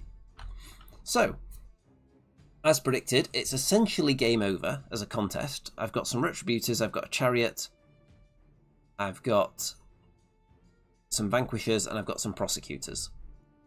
I'm going to be able to bring 1 unit back at half strength, probably the long strikes, so I can have 3 of them to shoot something.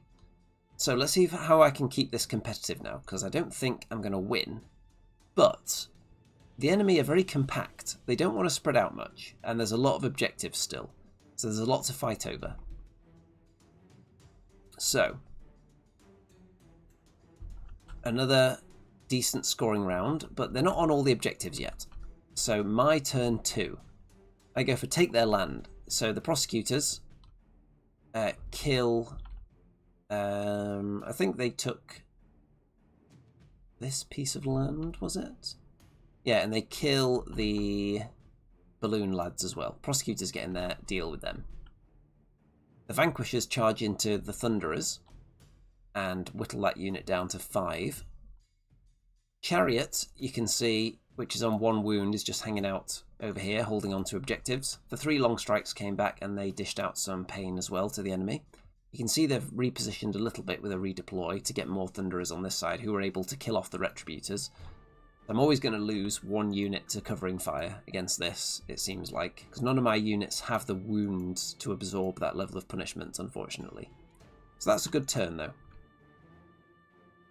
So, another 10-point round, so I'm technically in the lead now, even though I feel like I've already lost the game. So, turn 3 for the Overlords next. I rally the Chariot a bit to get some wounds back on it. The enemy move into position, so they're obviously going to kill the long strikes and the Vanquishers with shooting this turn. And that proves to be the case. The Prosecutors are still alive, though, and the Endrin Master has taken this objective. So the enemy score 8 again, because they still don't have all the objectives. They don't have enough. I've got lots of them, because I started off on all these, and I dropped down and took those 2 at the start as well. So the enemy's struggling to catch up in the objective scoring, but obviously I'm totally almost out of units. So, my turn, slay the tyrants, kill an enemy hero in combat, because the Prosecutors can certainly kill an Endrin Master. And I still hold a good number of objectives right now as well. Let's see, Dancer says, KO transport rules for redeploy is pretty much the only thing that allows KO to win, and they still suck.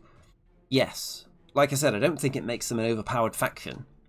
They should be able to win without such a weird, bizarre rule that doesn't play by the same rules as the game intends. It seems like it's there by mistake.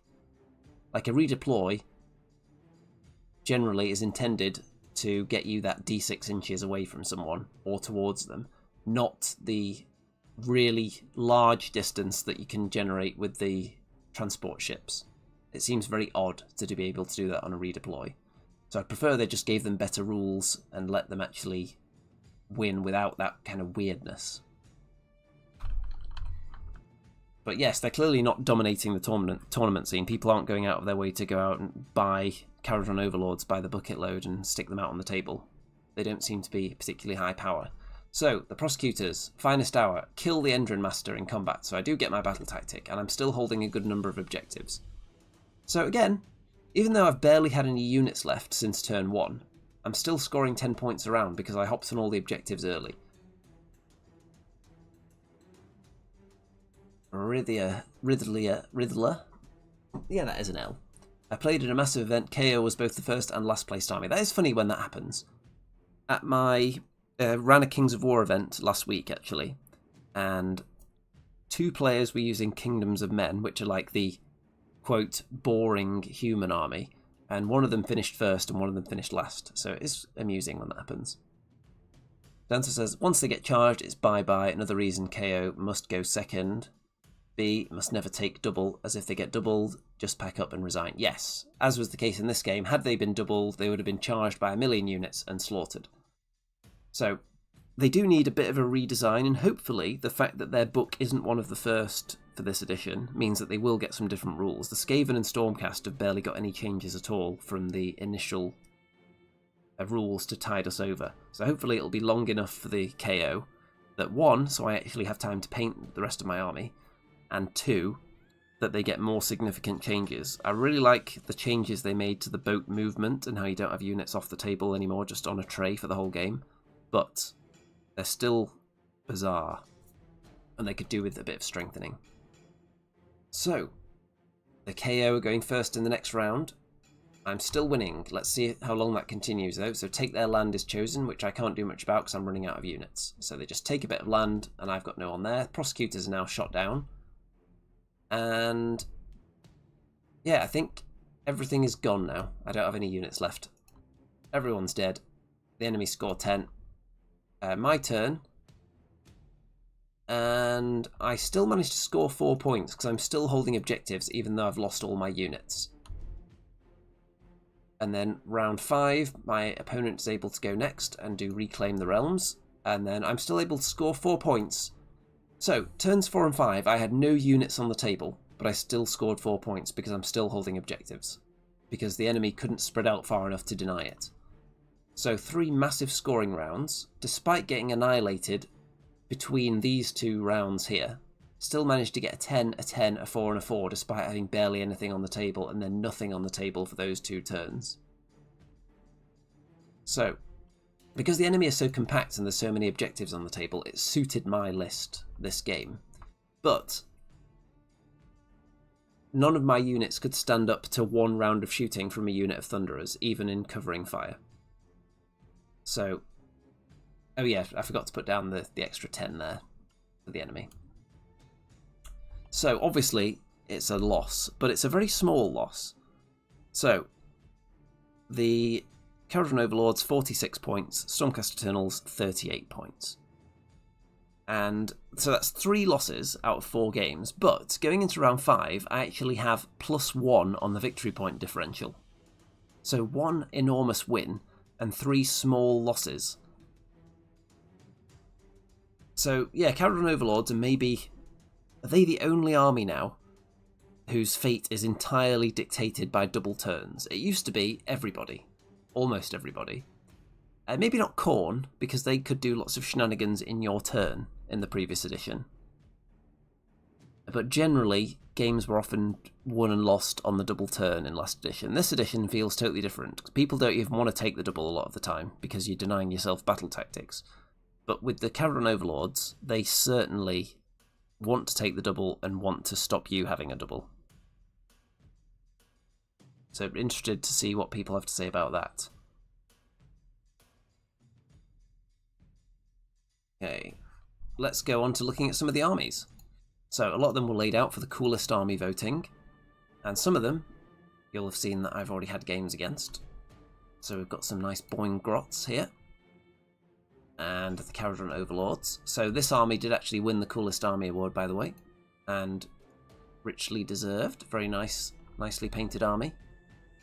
Very stylish. Then the Lumineth, also very stylish. And then we've got some Slaves to Darkness. Not Slaves to Darkness. What are these skeletons even called now? Soulblight Grave Lords. There you go. A couple of Terrorgeists in there. Then we've got Seraphon. Very vibrant basing. Very vibrant colours indeed. I'm often biased towards Seraphon when it comes to voting for the coolest army, because they're so bright and catch my eye, and I like brightly coloured armies. Then we've got some Bone Reapers. When the Bone Reapers came out, I really disliked a lot of the models. The only ones I actually like are the... I don't think there's any in this army. But Nagash is obviously cool, who's kind of a Bone Reaper. And then you've got the little skeleton infantry. I can't remember what they're called. The little chunky skeletons. But I actually think those ones look cool. I don't like the rest of the models very much. Then we've got... These ones have got to be Slaves to Darkness then, haven't they? Yes, there we go. Another cool army there, and some demons. Then we've got some Slaanesh. Nice bright basing on these ones as well. We've got... Oh, what's his name? Glutos. And then... What else have we got? Oh, there's a Kronspine in there as well. Then the Seraphon that I faced in game 1. And that's all the armies. So, some very cool ones there. Let me know which ones you thought particularly cool. Final round, the Jaws of Gallet. And the way this one works, you've got 5 objectives. If you're the underdog, at the end of your turn, you can delete one of them. You don't have to be controlling it, just pick one and it's gone. And I'm up against Seraphon.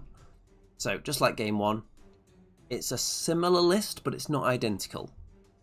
So, let me pull up the list in round 5. So I've been slipping down the tables, obviously. Let's have a look at that list. So, it's the Sunclaw Starhost, which is the same one as before. 2 drops. We've got a Slan Starmaster over there, who is obviously needed for the units to come back to life. There is a reinforced unit of Agrodon Lancers there, 6 of those. Reinforced Croxigors.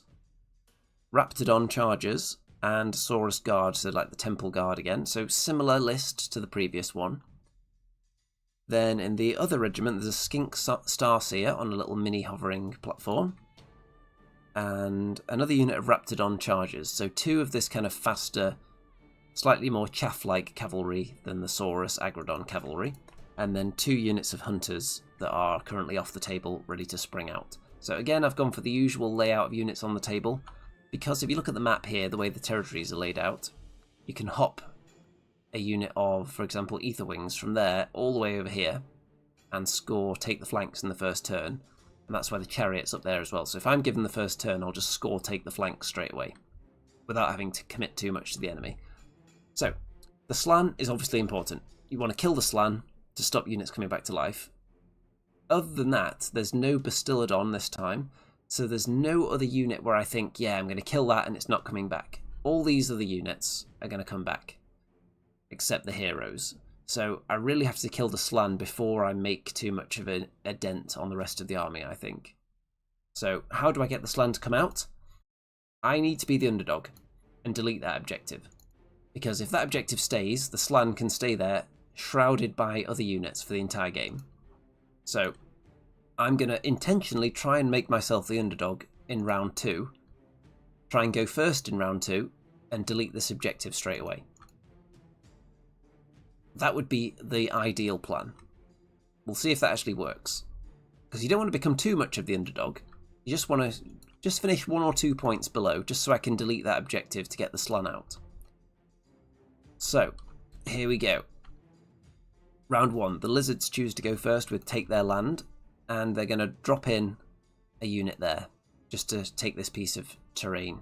I don't have an opportunity to do much about that, but I'm not too concerned.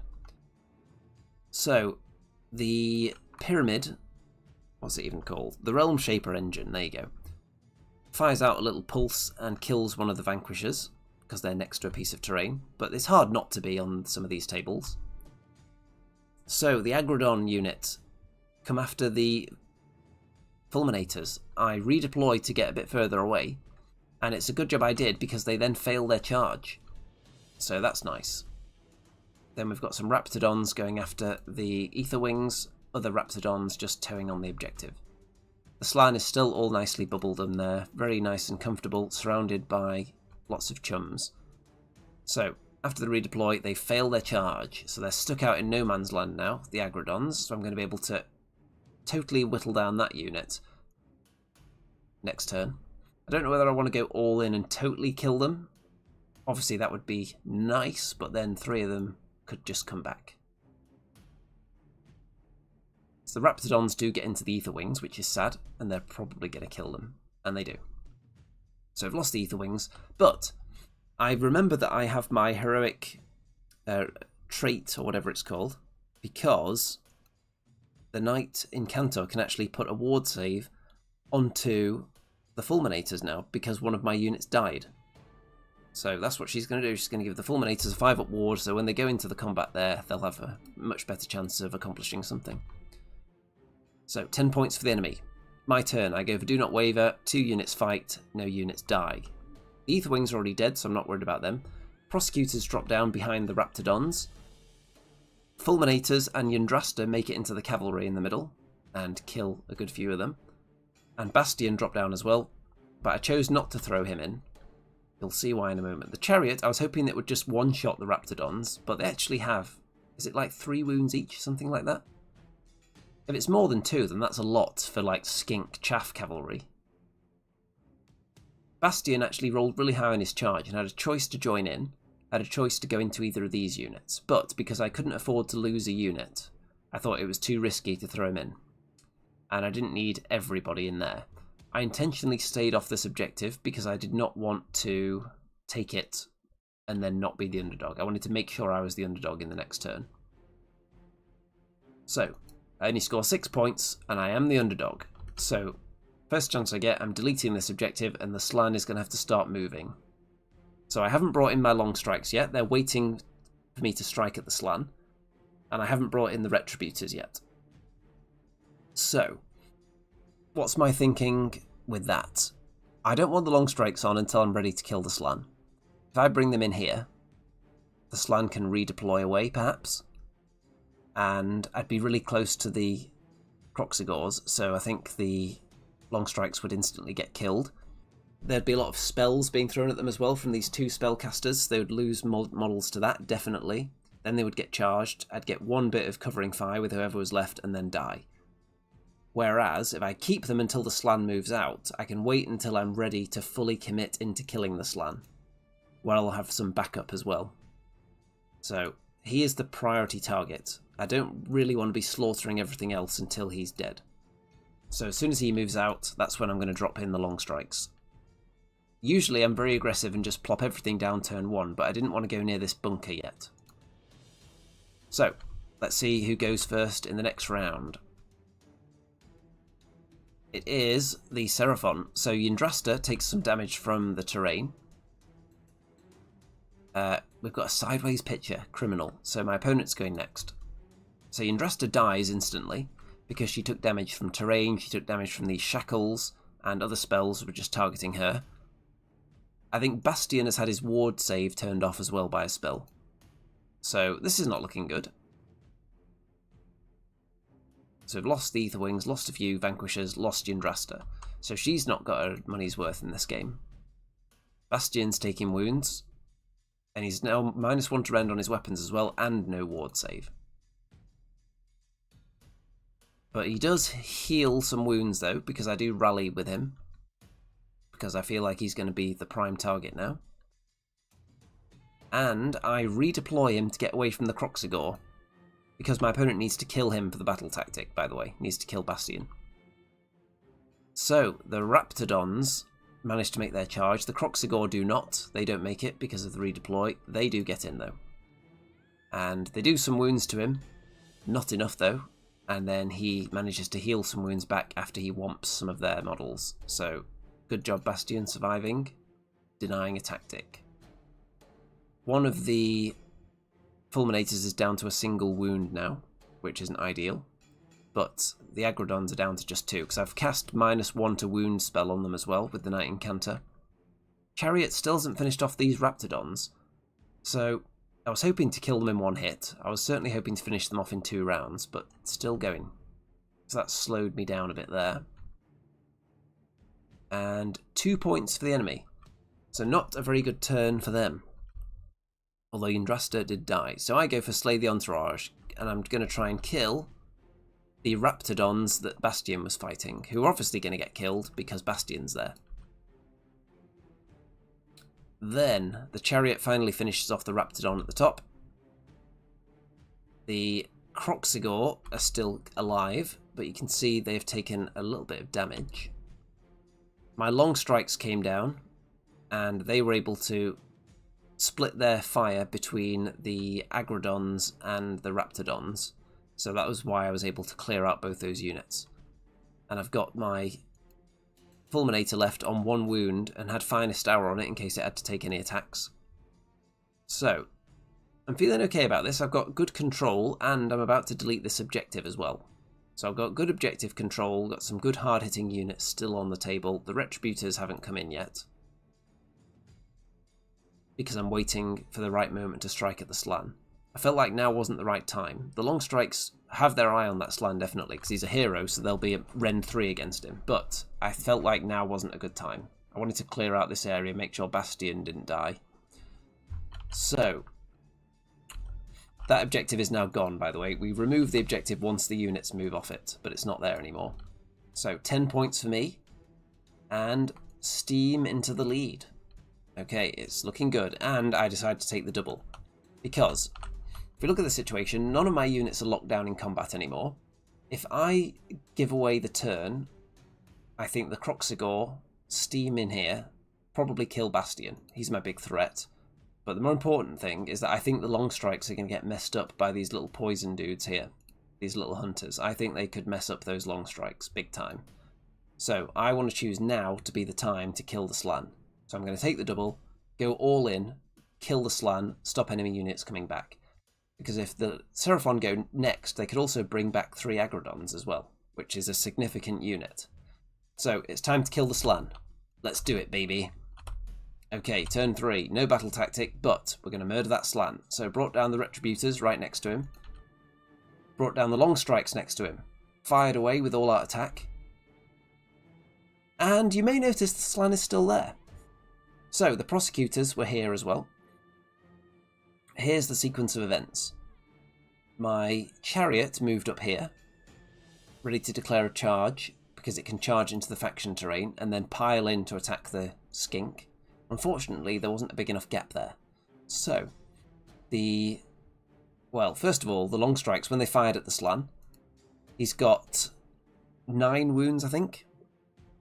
And with the wounds I did to him, I gave him something like 16 ward saves to make. I just remember that he had to make 8 of them. He had to make 8 out of 16 ward saves to live from the shooting. And he did, on a 5+. Made 50% of the ward saves, and survived on 1 wound. So, then the Retributors had a 9-inch rerollable charge into him. Well, actually, this was after Bastian tried to shoot him as well, but missed with both shots on 2s. Then the Retributors with a rerollable 9-inch charge into the Slan. They fail both of them. The Prosecutors make a charge into the Purple Sun, so they can then pile in and hit the Slan, so they're going to be able to attack first. 3 Prosecutors, that sounds good.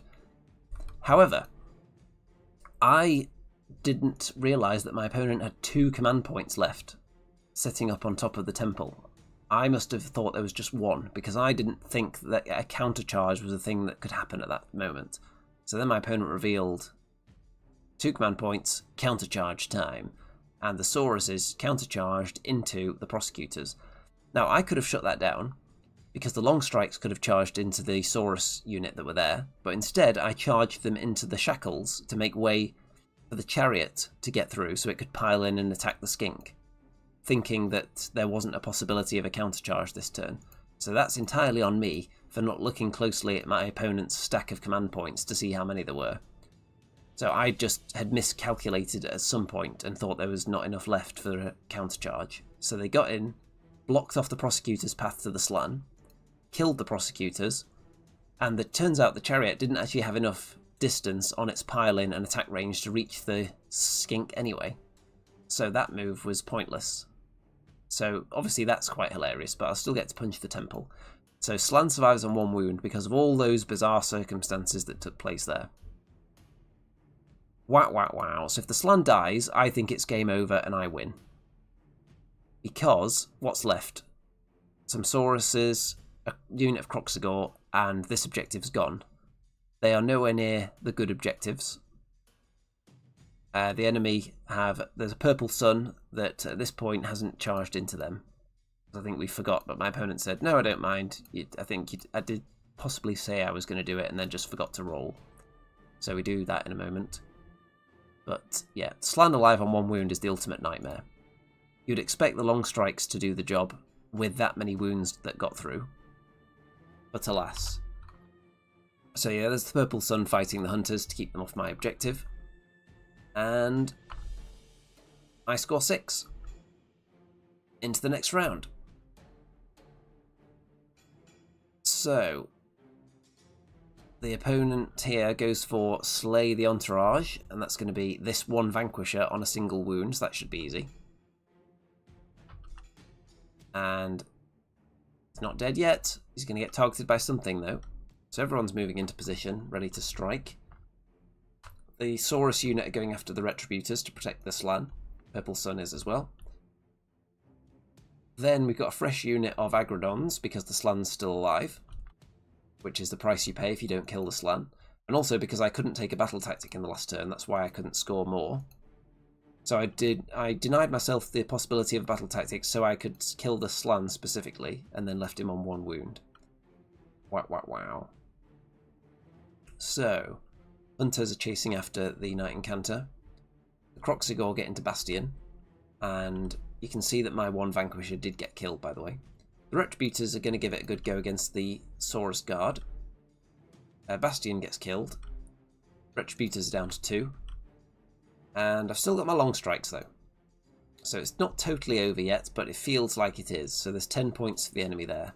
And obviously, without a slan, things would be looking slightly different now. So, my opponent decides to go first in the next round. And is going to try and kill the long strikes. So this bit of terrain, because of the pyramid, does splash damage there. You can see I haven't killed the pyramid, by the way, because it's still there. Shackles pop up, they're going to kill more. So when I see the endless spells actually having an effect like this, it makes me think I should actually paint them, because I've got a full box of the default endless spells. I just only ever painted the Purple Sun and... what's the other one? Geminids. Okay, so Shackles have done a good job on me in a couple of these games, actually. So the Aggrodons are going to go in there. You can see I rally back some of my long strikes, though, so my covering fire is going to be significant. And it actually kills at least one Croxigor. But then the charge goes in, they're getting whittled down and then murdered. So they're all dead. And it's definitely going to be game over, but I am still going to be able to score a few more points in this game. So 6 points for the enemy, no battle tactic because it was a double turn. Then in my turn I go for Slay the Tyrants, so kill an enemy unit, an enemy hero in combat. So theoretically possible, because I could kill the Slan in combat. And I just have to decide which unit to bring back to life to do it. Prosecutors, if I bring them back, then they're much more likely to make it to him, but they're unlikely to kill him in combat. Long strikes are way more likely to kill him, but it's very likely to be with shooting rather than combat, so I wouldn't score the battle tactic, but the Slan would be dead. So I decide, you know what, the long strikes, I think it has to be them. Because it's better to kill the Slan at all, even if it doesn't give me the battle tactic, rather than failing to kill him, and also failing the battle tactic. So I bring in 3 long strikes, and kill the Slan. So no battle tactic, but I do get the Knight Incanter onto an objective, so I do score a little bit. Just 2. So my opponent is going first in round 5 with this lovely upside down picture and goes for Do Not Waver. And just needs to charge me with a couple of units and not lose a unit. So the Knight Incanter moves away after putting -1 charge dice on the Aggrodons. So they might not make it to her. However, the Saurus Guard are going after the long strikes as well, and I couldn't redeploy both of them. I might have put it on the Croxigor, actually, -1 charge dice. It was definitely one of them, but they didn't make it in. The Aggrodons did and killed her, and the Saurus unit made it into the long strikes. And, yeah, so they got the battle tactic, and then in my turn, all I can do is nothing.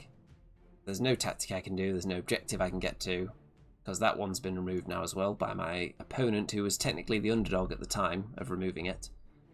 So, it was looking good, really good, at one point, when I was rolling the dice and wounding that Slan, and giving him 16 ward saves to make. It was feeling really good.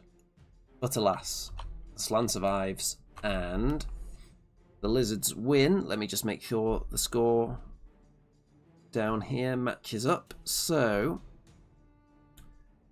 the Seraphon 38, the Stormcast 24. So another sad loss.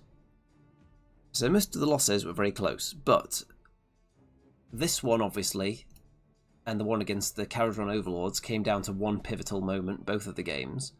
So those could have easily swung the other way.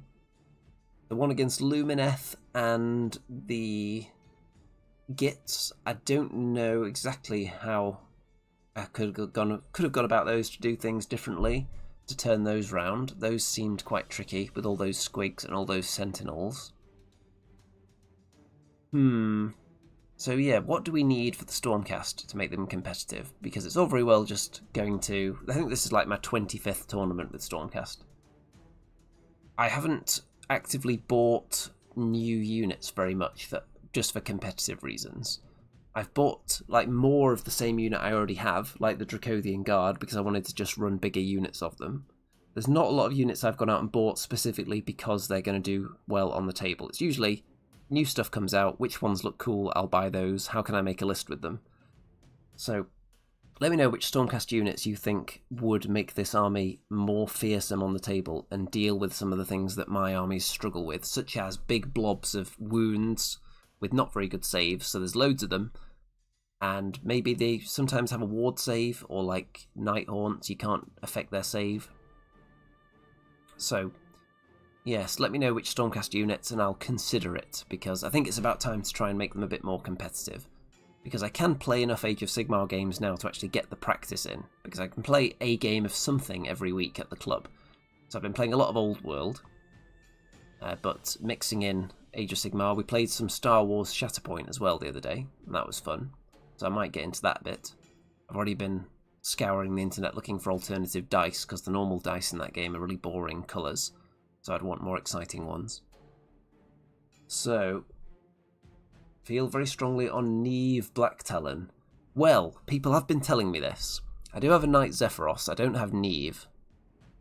So that could be one. She can do some good stuff. I've seen her perform on the table. I think an opposing Neve Black Talon one-shot my Krondys at one event. So that's definitely something I will look into.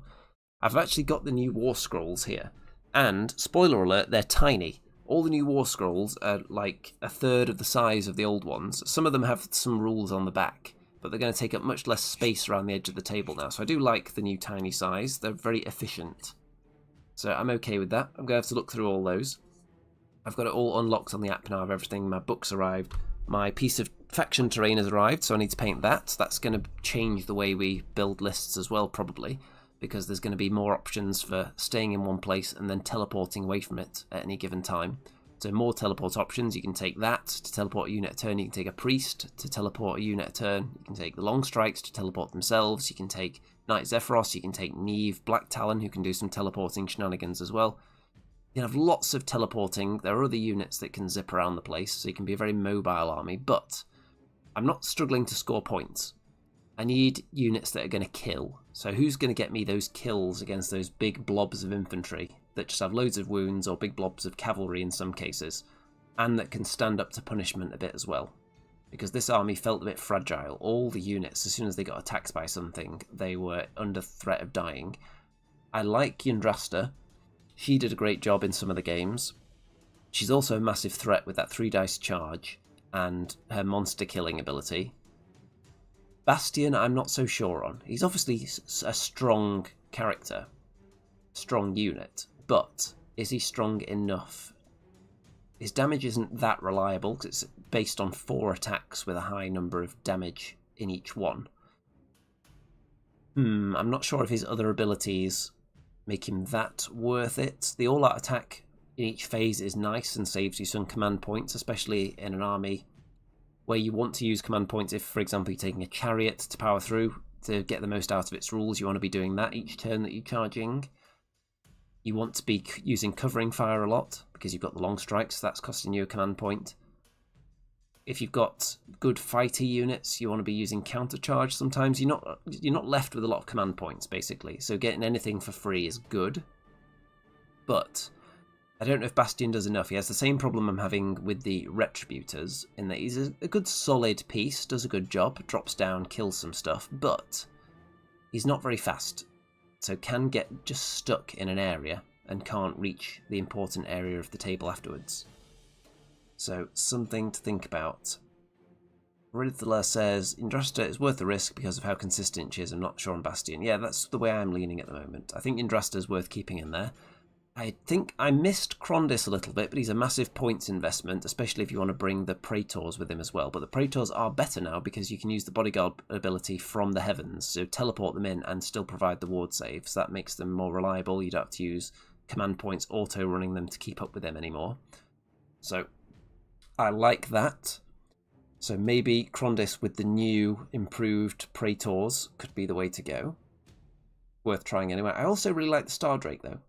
You can't, well you could, but you shouldn't probably run Krondys as Stardrake and Yndrasta. That seems like overkill. Stardrake though, for units like Kroxigor, who have got like 4 wounds, or is it 4 or 5 Kroxigor have? But anyway, anything with like trolls or ogres, anything with 4 or 5 wounds, Stardrake, you've got a really good chance of just eating some of them before you even have to fight. So it's just really strong ability that nothing else has. There's very few abilities where you just remove things from play without further dice rolls. Very few hoops you have to jump through for that to work. You're just rolling a dice. If you equal their wound characteristic, they're gone. or their health characteristic, should I say now. So 5 for Croxagore. Yeah, so they're in that danger zone because you're throwing 3 dice at them, so it wouldn't be wildly surprising if 2 of them got eaten before combat's even started.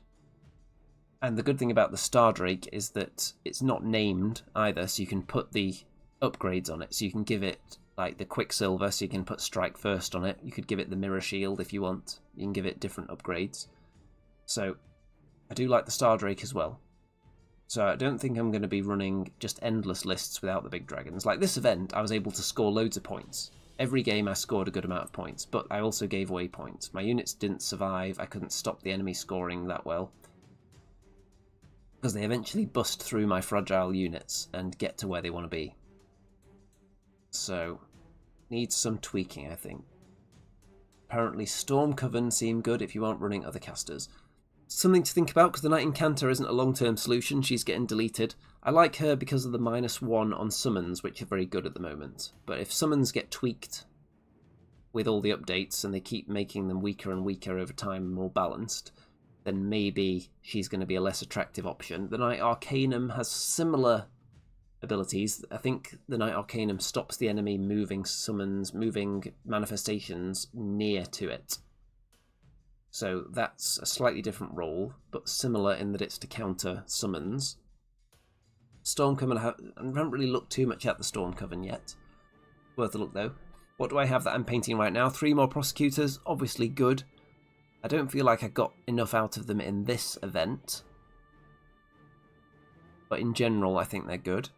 There's some combo with them, and is it the regular Knight Zeros, or is it the special named one? There's some kind of combo there I need to look at as well. I'm also painting a, what's his name, the Vexillor with the big flag that came in the last starter box that I never got around to painting because he was rubbish. Now he's apparently okay, so I need to actually look at his rules, but I'm going to paint him anyway. I've got the Quester Soulsworn in a box. I've got 3 more Ether Wings that I've just spotted out the corner of my eye in a box up there. I don't think they're really necessary. I've got everything from the current starter box that I haven't painted yet. If I want to use anything like Reclusians or any of that stuff, I don't need any more Liberators, obviously, because they're not very good and I've already got 10. So why would I possibly want more Liberators? Let's see. Kind of like 9 or 12 wound, 3+ armor save, wizard 2. That sounds good. I'll have a look at that. So I'm keeping my eyes peeled for different units, looking for any advice on various Stormcast units, especially with this new fresh edition. Certain things have been rejigged a bit, certain units that are going to get deleted. Retributors are fun, but they're definitely not a long-term solution either. Are Annihilators any good now? The regular Annihilators are very cheap now, but is it enough? I'm comparing them to the Chariot, actually, the Annihilators, just the shield Annihilators. They've got a better save, they've got 1 less wound than a Chariot. They're obviously slower, but they can drop down and do some good damage when they drop. So maybe the 3 Annihilators would be better than a Chariot. Quite possibly. Hammer Annihilators are quite expensive, and if you want to get the most out of them, anything that's dropping down to make a charge is less effective now since redeploy has changed. So if you want to guarantee those charges a bit more, you have to bring other characters with them to give them bonuses to charge or let them move after dropping out of the sky. And that brings the price up significantly, so you can't take that much other stuff. So I don't know if an Annihilator builds are going to work. I'm losing my faith in Draconian Guard because they're so expensive and it's just not enough wounds for the points, I think. Not a huge amount of wounds. Losing 1 wound per model, it was actually a big deal, I feel like, on them. And they just don't seem to do it on the damage output like they used to. So that's sad because I've got 6 of them. I'm sure I'll use them at some point, but I want to look for list alternatives to those. Okay, let's wrap this one up, everybody.